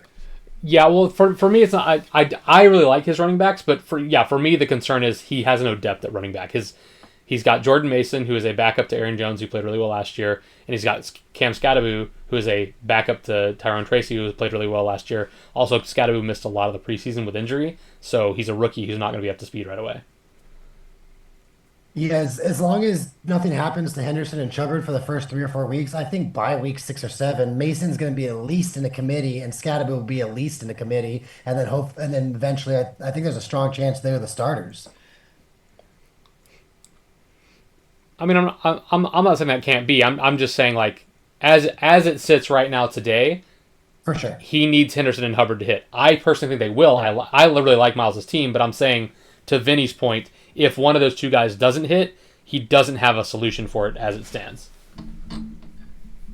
All right, let's move on. I think we're all in agreement that we like Miles' team. Skipping over a couple, and then we go to the Yak of Lamb. Cameron's team. This man took a long-ass time to draft his team, so it's going to be great, right? What do you guys think? It's still pretty good. I don't like some of his choices, but it's still pretty good. He's got 3 players with a lot of DoD championships. Telling you now. Yeah. I mean, you know how Mitch and I feel about starting DK in any version of fantasy football. But when you have Henry, Henry and Irving, to me, this is the best running back combo in the league. These are the 2. Hands down. He got the best running back combo, hands down, in my opinion. Yeah. And then, arguably 2 guys in the top 8. So, depending on how you rank them, I'm just saying, it's not obscure to think Irving is going to be that good. Yeah. And then he waited on, I still think the Mahomes pick is not my favorite. I don't think he's going to be much better than the Daks and the Bakers and who else went around that time frame. It's not just I didn't like I've explained why I didn't like Mahomes' pick from a quarterback standpoint. I also didn't like it based on the value of wide receiver on the board. I think the weakness to Cameron's team, because I really like Evan Ingram. I've talked about that on the podcast. I think Evan Ingram has a chance to be a top tier tight end. People forget that 2 years ago he was the tight end 1 in fantasy football. He had the most catches, most yards, most everything. And now he's going to play with Bo Nix, who has no wide receiver 2. So this is who's like an up-and-coming quarterback in a Sean Payton offense, who, by the way, what happened when Sean Payton last had a decent tight end? Jimmy Graham? How'd that guy work out? So I think Evan Ingram could be great. We obviously think Henry and Irving can be great. The problem is he took Mahomes in round 3. As a result of that, he ended up with his wide receivers being in rounds 4 and 5 and Hill and Metcalf. Vinny and I have talked about the pod a lot, how we're not high on Metcalf this season. I don't want to have that argument again, Mitch, if you can please spare us. I understand you have a different take on that than we do, but we're not high on this guy. And then Tyreek Hill, I think he's washed. Mitch thinks it's an issue of scheme, but the fact that both Mitch and I, who don't agree on a lot, both agree that this might not be Tyreek Hill's year is a concern. If he hadn't taken Mahomes there, he could have taken a top flight wide receiver that might have still been on the board and have a better overall core, and we'd be happier with this football team. Let me ask Mitch this, so that way he can kind of have his argument here too. I know you like Mahomes, and I know you kind of like Metcalf. if you're looking at Henry, Irving, Tyreek, all you had to do is flip who was available in rounds 3 and 5. Would you rather have either Dak or Baker at quarterback, or and then if you do that, your wide receivers that you're replacing DK with that were available to you are Puka, London, or Brian Thomas? Which would So you you're rather saying have? Or T. Higgins. Dak and Puka versus Mahomes and Metcalf? Yeah. Yeah. I'll take Mahomes and Metcalf. No, sorry, no, it wasn't Metcalf. It was Hill, right? No, Is no, it- Metcalf. He took Metcalf in the fifth, Yeah, I'll and he take still had Mahomes his and choice. Metcalf. He still had his choice of The thing is, quarterback. like, I don't know if Right, we took Hill in the yes, fourth. I agree with you, Vinny, that Mahomes could easily finish in the fields with the Bakers and the Daks or whatever, but that's his floor. I don't think Dak has. I know Dak was a top, and I've always targeted Dak and Love were the two that I was gonna pretty much go for. So it's like, I get it, but like, there's only one Mahomes. I don't know. I feel like Right, but the thing is, Mahomes. Mitch, because of the way he drafted, he has to have Mahomes hit. Mahomes has to be better than he's been the last 2 years for his team to Yeah. work because he has no wide receivers. Yeah. So I don't. Okay, then he's trying to win a championship in DoD. Then I don't have a problem with it. Yeah, I was just curious. It's like, I was curious your thoughts on it. Like if he Mahomes had a has been a flex, 320-point quarterback back-to-back years, so I was just wondering, like, would you rather have him replace his wide receivers with an elite wide receiver and a lesser quarterback or not? I was just curious. yeah, no, Well, and I I would think, argue not a lesser quarterback, but yeah, in Mitch's estimation, a lesser quarterback. But yeah, no, I'm not even saying it's even lesser. I'm not saying that at all. I said from the beginning, Mahomes is that we know who he is last 2 years. But if there ever is an offensive scheme change or Andy Reid starts letting him throw the ball again more, then Mahomes is number one fantasy QB. That's all I'm saying. And I agree with you. I don't know if there is a scheme change. They're probably just going to keep controlling the possession, running the ball, playing defense. And you caught us off guard 2 years ago, did not cut you and me off guard last year. I even said in the podcast, this is the new Mahomes. Well, whoever picks the year Mahomes becomes the old Mahomes again, they won a fantasy championship in DoD. That's all I'm saying. I get what you're saying, but I'm just saying I think his team would be better overall if he had taken Puka You're probably Nacua right. instead You're of probably right. Mahomes, and then the next round where he takes either Tyreek or Metcalf, whichever one you think is worse, you replace that pick with a Baker Mayfield, a Jared Goff, a Dak Prescott, a Dak Prescott who's been a top 5 fantasy QB every year he finishes. He just hasn't finished last year. But anyway, I agree. yeah. Yeah, no, I agree. So yeah, I think we're kind of all in agreement that we love his running backs and kind of don't like the rest of the team. But we'll see how it happens because I mean this is a running back based league. So if Henry and Irving are both top 5, top 10 running backs, then we're going to be in their shoes, right? So all right. And he won't. We haven't they're we haven't both we top haven't five. done He the won't care about Hill. Sorry. we haven't done the 3 worst teams yet. Yeah, so we're gonna start off with a team that's truly hot garbage. For those who have ever, watched this podcast, you don't know this, but if you've ever drafted with me, you do know I am all about veterans who are going to get the job done. I like guys who are consistent and who put up good numbers. And as you can see on that, I drafted rookie, second year player, rookie. Oh no. So yeah, second year player. I took a lot of youth this year, which is very different than what I normally do. I'm changing up my strategy. My strategy has been good enough for me to have the second most wins in league history. After 21 years, only one person wins more than me. The downside is after 21 years, I have one championship. So after that noise, I'm changing it up this season. And yeah, this is my squad. What do you guys think? I'll let you evaluate it because obviously I have my own evaluations of my own team. But yeah, go ahead. I'll start you off. If Baker can just play to somewhat of a semblance of what was last year and the year before, this is one of my favorite teams. And I say that because I think you got tremendous value out of Hampton, McConkey, and Neighbors. And then you love Josh Jacobs. I personally don't, but let's say he's a 225, 240 point running back. This team ceiling is crazy high. The ceiling of this team is very, very high. And we've said that for a lot of other teams. I think this team doesn't have as much risk as you might think it does. In my opinion, I love your running backs, wide receivers, and if Baker is a quarterback 5 or 6, you've got a very, very fair shot. Depending on how much we oversighted and I did a play on words there, Hampton versus Najee. I'm not sure how that's going to all shake out. If Najee didn't put a firework in his eyeball on July 4th, I'm not sure Omarion Hampton is even that much higher drafted than Henderson and RJ Harvey. So this is probably second or third best core for me, but it doesn't matter again. The only thing that matters is Baker Mayfield's getting projected 377 on that screen right there. Last year, he hit 450. That is 25 points ahead of the 425 point QB mark.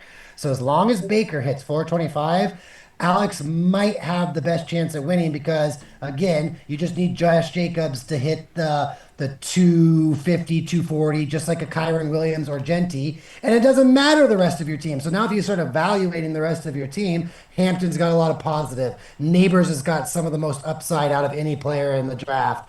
McConkey is pretty solid. I talk about regression. I'm not as huge on McConkey, but it's not necessarily Ladd that I'm worried about. It's more of just how much they're committed to running the ball. I could see Arbaugh just being like, yeah, we're the best running team and just overdoing it just so much to where some of these guys' stats get hurt a little bit, but still McConkey's great. So again, those are your two wide receivers. These are your two running backs with a 424 5-point QB. This is a potential Super Bowl winner. Yeah, just to kind of double down on that too, like the analysts that I like have both of Alex's running back and both of Alex's wide receivers in the top 12 at their position. So the core is very strong. The core is strong with this one. I'm nervous that they paid Najee, and Najee's not as bad as we think. I'm worried Hampton is getting overblown. He's the one getting all the publicity, and because Najee Harris's injury. If Najee Harris didn't have the eye injury, I wonder where Hampton might have fallen to in the draft. We'll see, though. Well, yeah, I mean, obviously, Yeah, I could see obviously, yeah. In another world, things go differently. But For sure. there's a few podcasts that I like. I'm not going to talk about all of them because I don't want you guys to know all the stuff before I get my information. But obviously, You don't have to say that. But one of them I will say because it's super common, everyone knows it. It's Fantasy Happy Hour with Matthew Berry, right? Kind of the originator of fantasy football coverage, to say the least. He does a thing where he picks a guy to be his ride or die for the season. And his ride or die this year was Omarion Hampton. The last time he picked a ride or die who was a running back for the Los Angeles, previously San Diego Chargers, it was Austin Eckler. And how'd that work out? Eckler was running back one. So my man Barry went with him, so I went with him too. I mean, that's not really the reason I picked him, but it made me feel better about the pick for sure. To me, my biggest concerns on my team is wide receiver. I do really like Ladd McConkey, but Keenan Allen going back to San Diego scares me because look, he wasn't great last year, but I think Caleb Williams is a trash can fire. I've been on record saying that a lot. And if Caleb, if you're ever listening, I have nothing against you as a person. As a human being, I'm sure you're great. I just don't think you're good at football. I'm sorry, it's just true. So, Keenan Allen looked really bad last year, but the Bears have never been a good passing football team. They don't have a good quarterback, so maybe that's the reason why. And now he's gone back, and look, people like their comfort blanket. I know in backyard football, if it's 4th and 1, I'm going to probably have Vinny as my first read just because I trust him to catch the ball more than I trust, say, a Cameron. If Cameron's wide open, I'll throw it to him, but he's not my first read because I trust Vinny more to catch that football because Vinny played football, right? So if Keenan Allen was Justin Herbert's safety blanket for all those years and now he's back, I'm concerned that he might take some work away from Ladd. I hope that doesn't happen. I hope that Keenan Allen is just going to be a third-tier guy and Ladd's the GOAT like he was last year, but we'll see. And my other concern is Malik Neighbors. I went with the volume play here. He had so many targets last year, and he's got the number one fantasy QB of all time waiting on the bench, hoping to come in Jameis Winston. And by number one fantasy QB, I mean he makes his receivers great, not that he's great. So I hope there's a way that Winston finds his way into the starting role this season, right? But I ended up going with Neighbors, which was not how my rankings had it, over Collins and over St. Brown, and we'll see if that works out for him, and over Nakua, right? And the reason being Nakua and Collins, there's injury concerns. Neighbors, who is often injured, always played through it for the most part. So we'll see. That's either gonna, I think that's gonna make or break me because I think my wide receivers is the play, and then I've got Myers and Pearsall on the bench who they both have potential of being solid wide receivers or of not being starters on their teams. So I just gotta wait and see with my wide receivers. But other than that, I like my team, and we'll see how it goes. All right, let's move on. Who's up next? We're gonna go Vinny or Mitch. Who wants it? Who wants it, You can boys? leave the champ for last. All right, all right. Yeah, we'll leave the champ for last. We'll go to Vinny Santucci and do some evaluation here. Uh, First read, hate your kicker. I just think a guy who's not going to play for at least 11 weeks isn't currently on an NFL roster. It's a bad pick. Who knows? You might have had the best projections if not for that. The second takeaway I have is you drafted a trash can fire in Caleb Williams. I told you how bad he was and you drafted him anyway. Shame on you. And you stacked it with Roma Dunze. So what are you doing, man? You're killing me, Smalls. You're killing me. Jokes aside, I love the running backs. I am not concerned about CMC this year. I think he's going to play all year and I think he's going to be great. He came into the preseason without an injury tag, and he's played through the preseason. So I like CMC this year. I was hoping people would be scared of him. When he followed me, I knew it was unlikely, but I know you're afraid of that pick. I'm not. I think it's great. I think Chase Brown is going to be great. He was great last year. There's no reason to think he won't be this year because nothing's changed in that backfield. I have thought Drake London has been legit since he was in college. He's just never had a good player throwing him the ball, and that includes my boy Thuggins. I love you, Kirk, but you were not good last season. But he's good. Drake London is just good. So I really like the bulk of your team. Trey McBride obviously led tight ends last year in receiving. The only real hole in your core at all is Garrett Wilson, and that's a guy who's been a perennial 1,000-yard receiver. Look, Justin Fields isn't a passing QB, but he's still going to throw for 3,000 yards. So someone got to go Garrett. So I really like your team, Vin. Hey, thanks, Alex. I like it. I mean, the biggest thing that's going to save you is whenever someone's wide receiver gets hurt in the first month, whatever team everyone's going to call the Saints. So Olave will save you with Garrett Wilson and start with you once Olave gets traded. But I'm not a big fan of the Garrett Wilson. I'm not a big fan of the cost of Trey McBride. Obviously, you want a top tight end.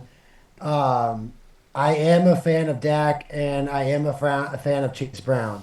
So this is really going to come down to, because I don't think you have a 425-point QB, this is going to come down to one player, Christian McCaffrey.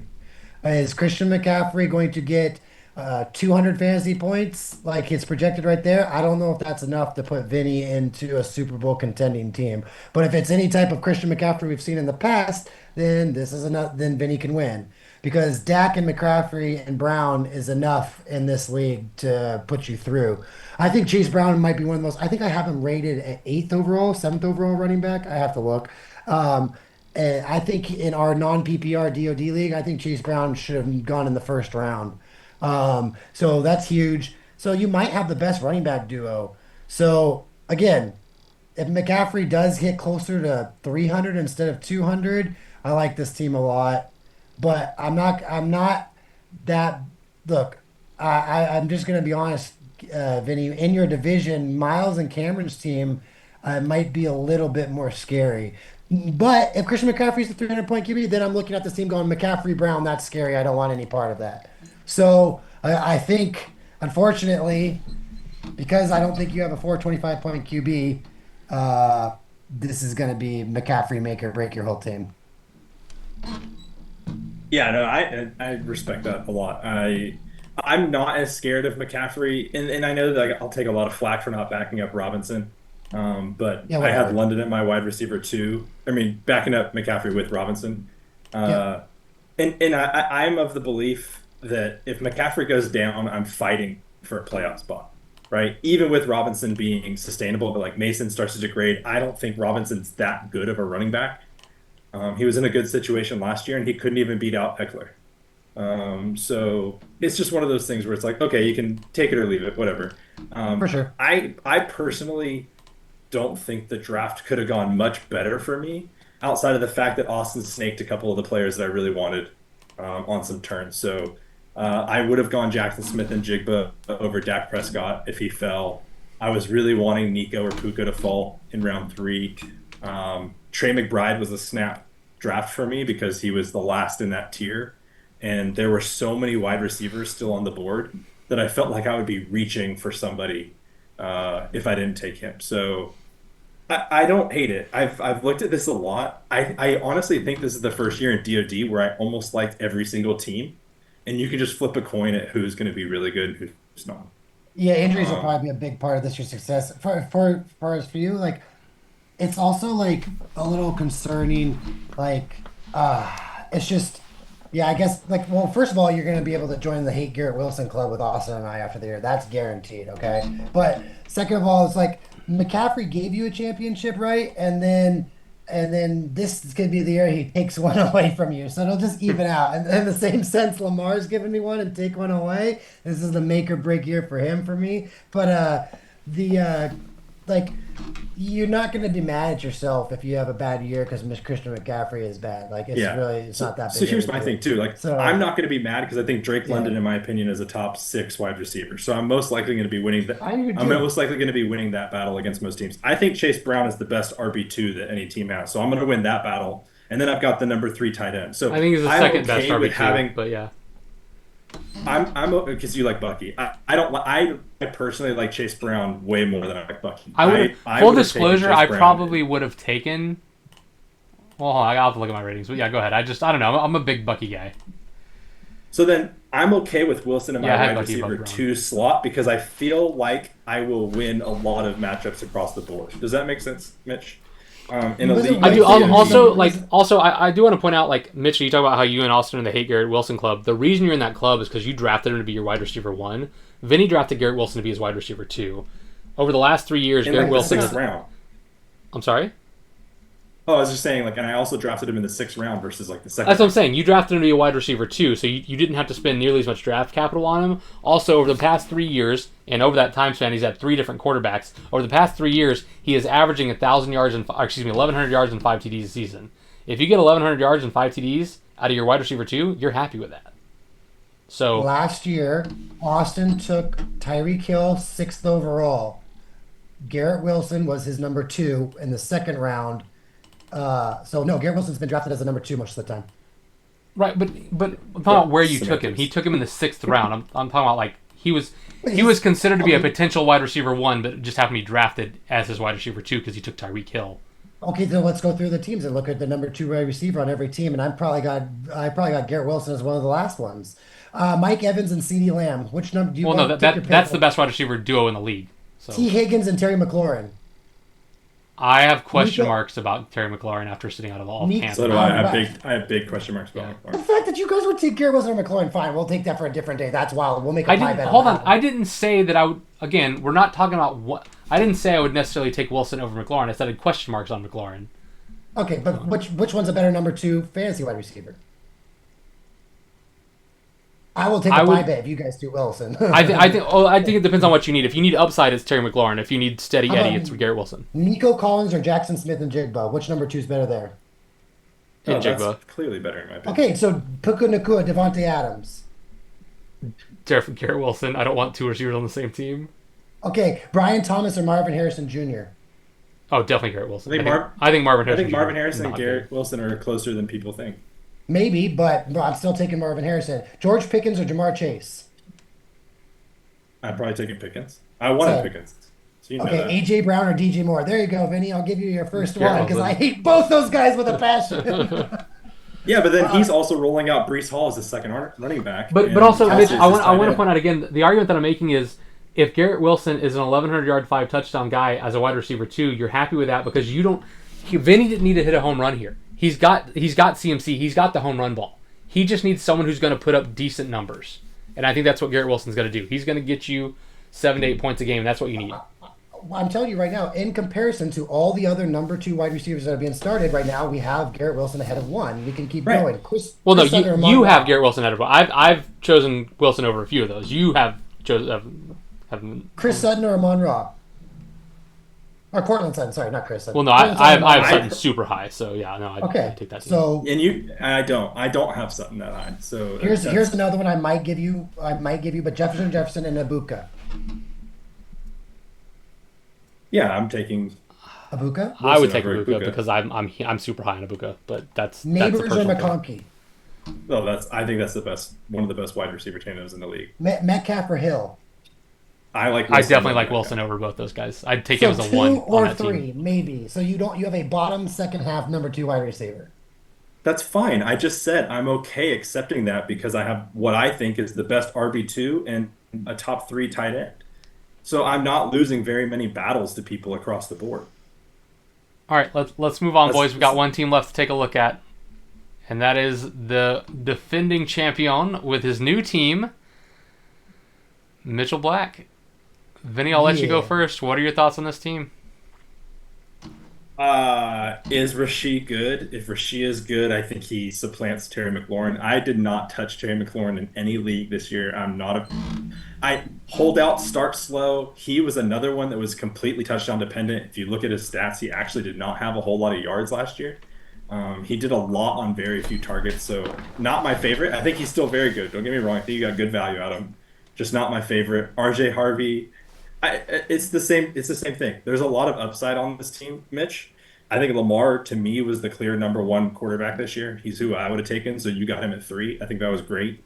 And if Jonathan Taylor is who you think he is, I don't think you have anything to worry about because you've got Lamar, Taylor, Higgins. And he's got the stack with Mark Andrews.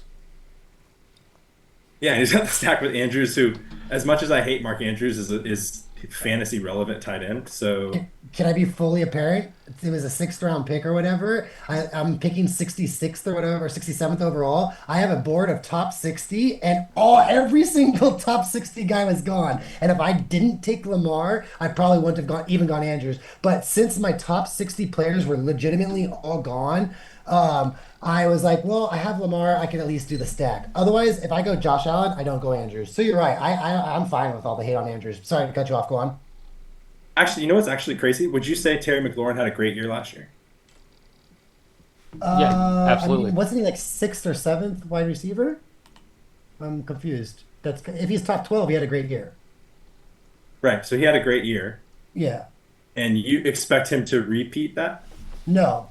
I expect him to be for the 5th round. I expect him to be one of the better number 2 wide receivers because Higgins missed 4 or 5. Higgins missed 5 games last year. If Higgins plays a full season and you just prorate his lowest weeks, Higgins is much, much higher up. So I need McLaurin to be it. And also, McLaurin and Wilson was 11 picks away from each other. One out of every 6 catches for McLaurin was a touchdown last year. Yeah, that's insane. Yeah, but I get where you're going to go with this. You're going to go touchdown regression, and I do agree with you, Vinny. However, the difference in this situation is Terry McLaurin averages 4 TDs a season, period. And then last year, all of a sudden, he had 13. That's a massive uptick. But he's also playing with the best quarterback he's ever had by a large margin, so that does change things. But I do get what you're saying. No, it changes it. I'm sorry. I just think like 1,100 yards and 13 touchdowns. Like, for me, what scares me about Scary Terry is he's never really hit a high yardage or high reception mark. And last year he was only good because he scored a lot of touchdowns, with Jaden Daniels being excellent by all accounts and purposes. So I mean, he's been over 1,000 yards in every year but his rookie season where he was at 919. He's averaged just over 5 TDs a season. So I think I think he just had extra TDs. My concern is that he skipped all of camp and Deebo Samuel was in there. Yeah. And now they're going to be scheming for Deebo Samuel. But it goes back to my safety blanket argument. Like in the playoffs, look, if he's Jaden Daniels' safety blanket, that's not going to change. I agree. But I'm only expecting 1,007 TDs from McLaurin. I'm not expecting 1,200 yards and 13 TDs. So I remember we're drafting him in the 5th round. We're not drafting him as a top 6 wide receiver. Top 6 wide receivers are gone. Well, I guess in our league they got pushed down a little bit because blah blah. We've been all through all that. But if he was being drafted the way he finished last year, like a lot of these other guys, like JJ Neighbors and all these guys, he would be a 1st or 2nd round pick. This is a 5th round pick, so I'm not expecting him to do 1,200 yards and 13 Ds. No way. So I want to apologize to all the listeners because I know this episode's gone super long and I'm about to make it longer with what I'm about to say, but I can't help myself. Mitch, you just got upset, or not upset, like you. Oh, I'm having fun the whole time. Hold on. Sorry if I sound upset. That's why I said upset's not the right word. You argued with us that going in the 6th round, being a 1,000-yard 5 TD guy was not a good wide receiver 2, but you just said that your 5th round 1,000-yard 7 TD guy is one of the best number 2s. Who here said that I think Garrett Jones is going to be 1,005? That's the because I brought up that that's his 3-year average, and he's done it with 3 different quarterbs, and you didn't have any protest to that stat. Fields versus Aaron Rodgers. That is completely different. He had Aaron Rodgers for one of those 3 years. One of those No, 3 he He years. did that 1 with year. Zach Wilson. He did that with Yes, Zach Wilson. Zach twice. Wilson threw the ball 38 times a game because they wanted to see if they had a QB, a franchise QB in the future. Are we going to keep Zach Wilson or not? This is the time. That offense, literally, he threw the ball. Go back and look at those years. Zach Wilson threw like 40 times a game. Justin Fields is going to lead the league in rushing yards. He is not going to throw the ball. There's just no volume or world where Garrett Wilson's getting 1,000 yards and 5 TDs with Justin Fields. But then DJ Moore has 1,408 touchdowns with Justin Fields at quarterback. Yeah, well, that's a different system, and you don't have Anthony Lynn's system going in there. Well, I mean, it's not his, but at the same time, that's a system play. And I don't know, that's like 8 years ago, bro. That is 8 years ago. I'm talking 2 years ago. DJ Moore was like 4 years ago. I thought he was on the Panthers first, right? I forget. Yeah, and then he was on the Bears with Justin Fields 2 years ago and had 1,400 yards and 8 touchdowns. Yeah, there's no way on this Jets offense with that offensive line that there's otherwise Garrett Wilson would have been going much higher. Yeah, I mean that's fine. That's for. Okay, I well, don't yeah, think let's just that's- let's I'd rather talk about your team anyway. So Yeah, let me go back to my team, and we can include Garrett. And this just a question for both of you, and honest questions. These are the wide receivers. Forget the round. Let's just go straightly wide receiver number 16 or number wide receiver ahead of them. Would you rather have Devontae Adams or Terry McLaurin? Devontae Adams, Tyreek Hill or Terry McLaurin? Terry McLaurin. Tyreek Hill. Cortland Sutton or Terry McLaurin? Cortland Sutton. Oh, can I say like Marvin Harrison? No, you cannot. You have to Well, pick one of the two. He's coming next, Vinny, because Vinny, he's coming next because Marvin Harrison was 5th round to Chris, so he's I'm coming gonna next. say I'll say McLaurin. Okay, Jackson Smith in the Jigba or McLaurin? Oh my, Njigba. Njigba by far. Metcalf or McLaurin? McLaurin. Well, McLaurin. yeah, I just don't believe in Metcalf with this McLaurin. year. Marvin Harrison or McLaurin? McLaurin. I like Marvin Harrison. So I'm Okay, gonna say all those wide receivers I just named were drafted ahead of McLaurin in our DoD draft. Every single one that I just named was ahead of McLaurin. Now, if you go after him, it's going to get worse. Jamison Williams, DJ Moore, Tedero McMillan. Who says worse? I might like Jameson. I like Williams Jameson over Williams. McLaurin. I like T-Mac. Oh, okay, my bad. Okay, so let's go through it. Jamison Williams or McLaurin? I apologize. Williams. Sorry, I lost my spot on the page. DJ Moore or McLaurin? Anyone over DJ McLaurin. Moore. I'll take me. Tedero McMillan. T-Mac. I like McMillan. Yep. Okay, so I might do a pie bet. McLaurin Oh, I guess they're versus both McMillan. T-Macs, but yeah, McMillan. I would be willing to both work out a T-Mac. pie bet between those two guys if you guys might want. George Pickens or McLaurin? Oh, I like Pickens. Ooh, yeah, I'm a big Pickens fan this year. I'm a big Garrett, Pickens fanboy. Garrett Wilson or McLaurin? I like Garrett Wilson. McLaurin. I Obviously, you personally do. drafted him. I'll say McLaurin. Listen, I'm Xavier- wrong wait, I on got two Jets more. every year though. 2 more in round 6. I apologize. Xavier Worthy or McLaurin? McLaurin. Ooh, that's tough. Zay Flowers. I'm gonna say Xavier Worthy. Sorry, Alex. Xavier Worthy? Yeah, Zay Flowers or McLaurin? McLaurin. Oh. And Yeah, then the dude, next okay. one in the next round goes. Zay Flowers is a Devontae. better wide receiver, but I like McLaurin. So that's my Fancy point. guys. Is like I'm not expecting much out of McLaurin, but I've got to be in a round where I'm trying to draft available guys. My personal opinion, I don't think Wilson is in the category with 90% of the guys we just named, and I truly believe that. That's just look. It's just a difference of opinion in production. I think a guy sure. who's averaged 1,000 yards receiving and 5 touchdowns per season over 3 seasons with 3 different quarterbacks is relatively quarterback proof. He's not going to. I don't think he's going to have 1,400 yards and 12 TDs, but I think he's going to do what he's done every single year, which is 1,000 yards and 5 touchdowns. And I think having a safe 1,000-yard, 5-touchdown guy is good.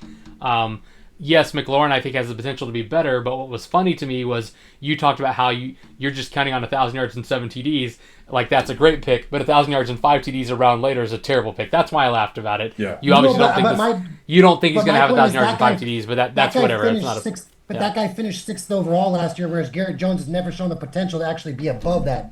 that ceiling. That is the Empire State Building ceiling for Garrett Jones. Whereas McLaurin in a TD dependent league, yeah, Garrett Jones might have a couple more targets, sure, but it's going to be 6 receptions for 74 yards and no TDs on 9 targets or 10 targets. Whereas McLaurin might not have half those stats, but be a better fantasy receiver because he's going to have more TD opportunities in a and I agree with that. But Mitch, but Vinny's team didn't need a potential home run because all he needed was he's got the home run ball already, right? Like he's got CMC and Chase, right? So he's got who he believes to be, or Chase Brown, rather, not sure. He's got who he believes to be the top running back tandem in the league. I would argue the second best, but either way, it's a top 2 running back tandem in the league. He's set at running back. He's going to get his points there. I think Dak has a chance to be a great quarterback. He was the QB1 2 years ago. He was hurt last year, but if you look at his history, every other year he plays great. So he's got a potentially top 6 fantasy QB in Dak Prescott. So he's good at quarterback.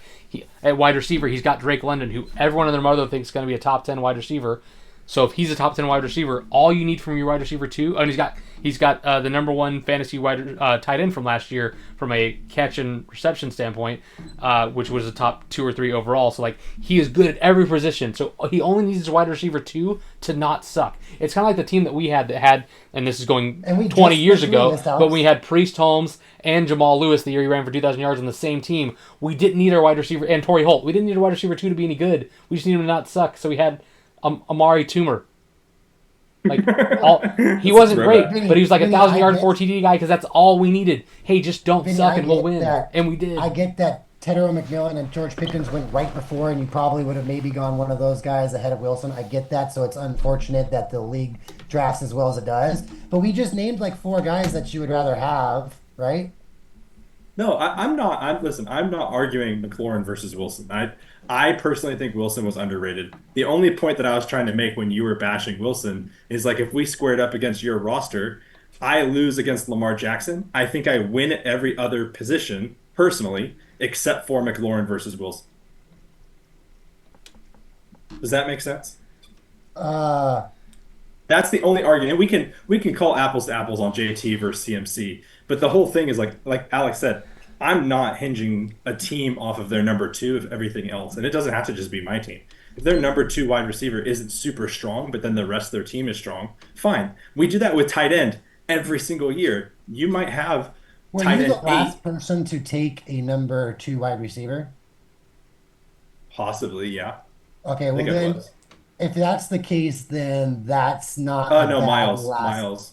Oh, Miles at Abuka, you're right. Okay, so wait, no, well, he had Jameson. Miles took Jameson Williams at some point. I don't know. I think he took him right at the same time as you. So you basically took Wilson as the last number 2. That's okay. That I can get on board with. All right, that's fine. Let's move on from this argument because this is more us arguing about our teams and not actually doing podcast content. So this has been a super long episode. We covered the draft. We covered the teams. Hope you guys enjoyed it. But even though it was mostly just us arguing, any final thoughts before we sign off here, boys? Oh no, we can have. I do have a final thought, and I think that every team is actually fairly solid, which is wild to me. Like I don't think there's clear favorites in any division. I think it can truly go any way at this point in the season, which you kind of think is going to parse out that way. But I couldn't tell you who I think the favorites are to win divisions, and I think every year we're like, oh yeah, that team is clearly the favorite in that division. This team is clearly the favorite in that division. That was going to be. I don't think we have that. No, that was going to be my question. I want you to pick divisions and 4 playoff teams. That's tough because I kind of agree with Vinny. Like every roster we went through, I was like, oh, that team could be pretty good. That team could be pretty good. But all right, if we have to pick what team we think is going to be the best team. 3 division winners and a wild card. All right, well, let's give us the division so we know who's in the division. So do we want to do my division first or what? Sure, we'll do your division. So Alex, Luis, Matt. So that's the Serial Killers right here, which is the team of Fields, H.N. Connor, Evans, Lamb, Laporta, and some stuff. Matt, which is Murray, Cook, Swift, Pickens, Chase, Kittle. Luis, which is Allen, Kyron Williams, Hall, DJ Moore, AJ Brown, Kelsey. And then my team, which is Mayfield, Jacobs, Hampton, McConkey, Neighbors, Njoku. And obviously I'm going to be biased and pick myself because why wouldn't I? So what do you guys think? I think it's you, Alex. I think it's you as well. You're one of my favorite teams in the league. Woo! At this point. All right, stoked about that, boys. And then I think Matt might be the wild card, to be honest. Yeah, it was actually between you and Matt and who I thought won the division. And I really like your team. Yeah, I like Matt's team as well, but I'm not going to pick him for obvious reasons because I'm me. All right, next division. Mitch, who's in your division? Me, Nolan, Chris, Austin. Okay, so we got Austin, which is either May or Goff with Robinson Pacheco, JSN, Nico Collins, Brock Bowers. You've got the team of Jackson, Taylor and Harvey, Higgins and McLaurin, Andrews. Chris is Jaden Daniels, Genty, Kamara, Thomas. I think it'll end up being T-Mac, but he's got Harrison at the moment. Kraft, and then my dad's got Bo Nix, Walker, Barkley, Sutton, Amon-Ra, and Ertz. So I think this division is a little less clear-cut because I think there are pros and I think there's potential on every team. I think a lot of these teams are the. Yeah. I think these teams are the kind of teams that can either go 12-2 or 5-7, like, or that's not the right number of games, 5-9, whatever it is, like based on how their stats break. So this is a tough pick for me. I think just for the sake of consistency, I am going to go with Austin's team with the caveat that he starts Goff instead of May. Yeah, actually, what's really funny is I'm leaning towards Austin's team, and I just don't know if I'm undervaluing quarterback more than I should. I just don't know if any of the elite quarterbacks got paired with cores that I love, but I think they got away with it. Can but I? If you're listening, Chris, if you're listening, my heart wants it to be your team because I believe in T-Mac and Genty, but my heart wants it to be. No, I'm actually gonna throw a curveball. I'm gonna pick Chris just because I think if he can just get a little bump out of Genty and some of his wide receivers with Daniels, I think he actually has the best core with an elite quarterback in my opinion. That's just me. I'm high on these guys that you guys are. So, but just for clarity, I legitimately think any of these teams can win that division. So I'm not by not picking your team doesn't mean I'm anti your team. Yeah. I mean, honestly, it's really dumb of us not to just pick Mitch if we were trying to be right. It's like if we were just doing the fantasy football ranking thing and we're just going to pick the guy to not look like an idiot, I'm picking Mitch. But if I'm going to pick what my gut is telling me, I'm going to go with Chris. You guys do not have to make this long or whatever because we're going to the next division. I'm just generally curious. Bijan, Pacheco, Najigba, and Collins versus Taylor, Harvey, Higgins, and McLaurin. How much a week do you think those four outscore my four? So probably 10 to 15 points. Does Jackson outscore May or Goff by 10 to 15 points? Yeah, but you're also down. He also went number one tight end in Bauer, so I think that's another 5 points on it. Yeah. So I think you have a lot of room to make up. That's the problem. But I mean, it could be. You never know. I just don't think my core is that far off. Maybe I'm biased, but yeah, I'm going to take the Avengers. Go figure. Next division. Yeah, I mean, why wouldn't you, right? They're a pretty good team here. Next is Adam, Vinny, Cameron, Miles. Let's see. We have Adam right here. Hurts, Gibbs, Pollard, Puka, Devontae, Hawkinson. That's. I love this team. I don't even need. I don't. You got to put Worthy in for one of these guys, and then I love this team.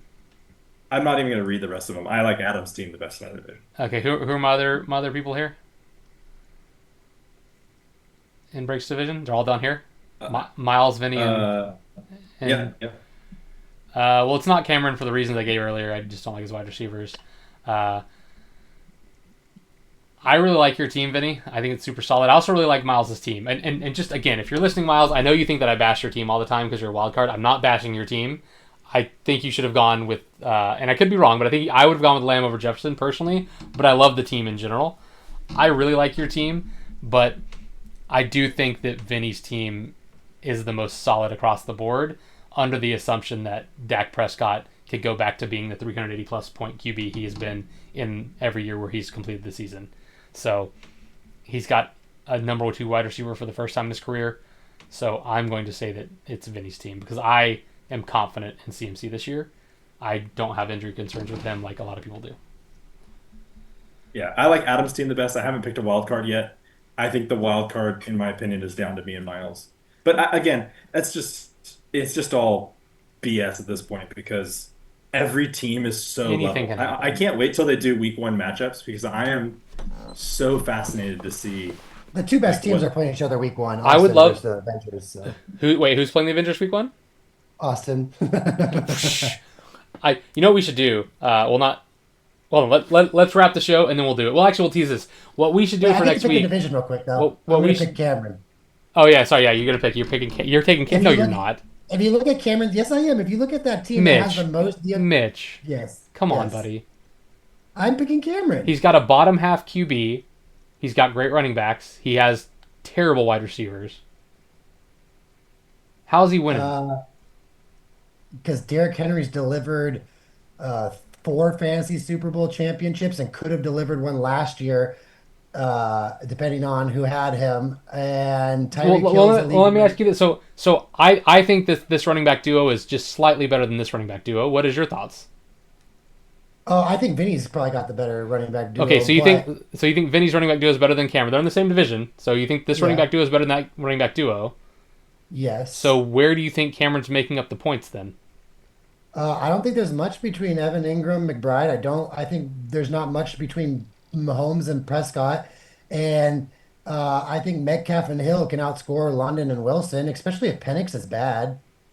Like if you had more confidence in Penix keeping London top 12 or Rodgers keeping Metcalf 24, I feel like I'd go Metcalf. Then you just need Hill to have a good year. So Hill has a top 12 year. He's got a top 12, top 24 wide receiver, one each.